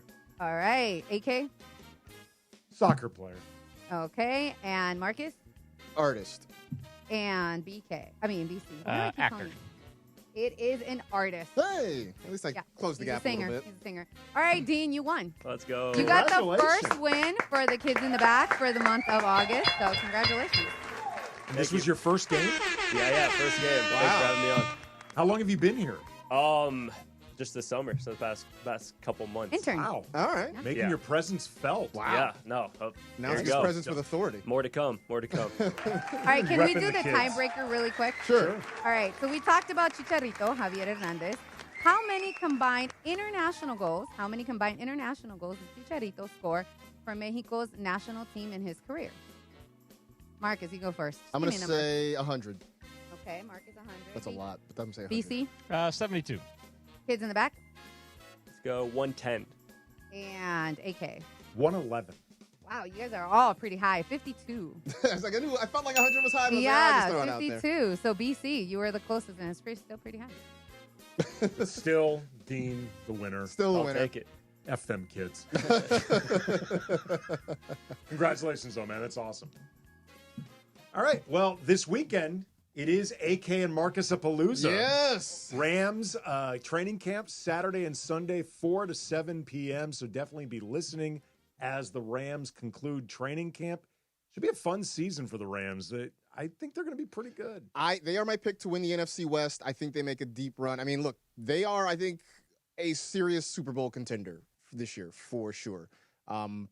Just hope Matthew Stafford's back. I was going to say, clear. I don't think we're going to see it, but I would really like to see Matthew Stafford participate at some point this weekend during AK and Marcas of Palooza. It'd be nice. It would be reassuring. Yes. I'm not. Yeah. Again, I'm with you. I think they are being very, very cautious about it. In my dream headcanon, the Dodgers win the World Series, the Rams win the Super Bowl, Matthew Stafford and Clayton Kershaw retire together. That would be really cool. Right? They have like a joint retirement. I don't know how they would do it because it'd be February by then. I don't know how they have a joint retirement. But it's also got to be a thing where Kershaw participates in the playoffs. Yeah. Because it's not the same if Stafford wins a Super Bowl. But Kershaw is just like there. Yeah, he's just sort of there. Like he's going to get a ring, but it doesn't feel like he was really a part of things. Yeah. That's not going to be the same thing at all. No.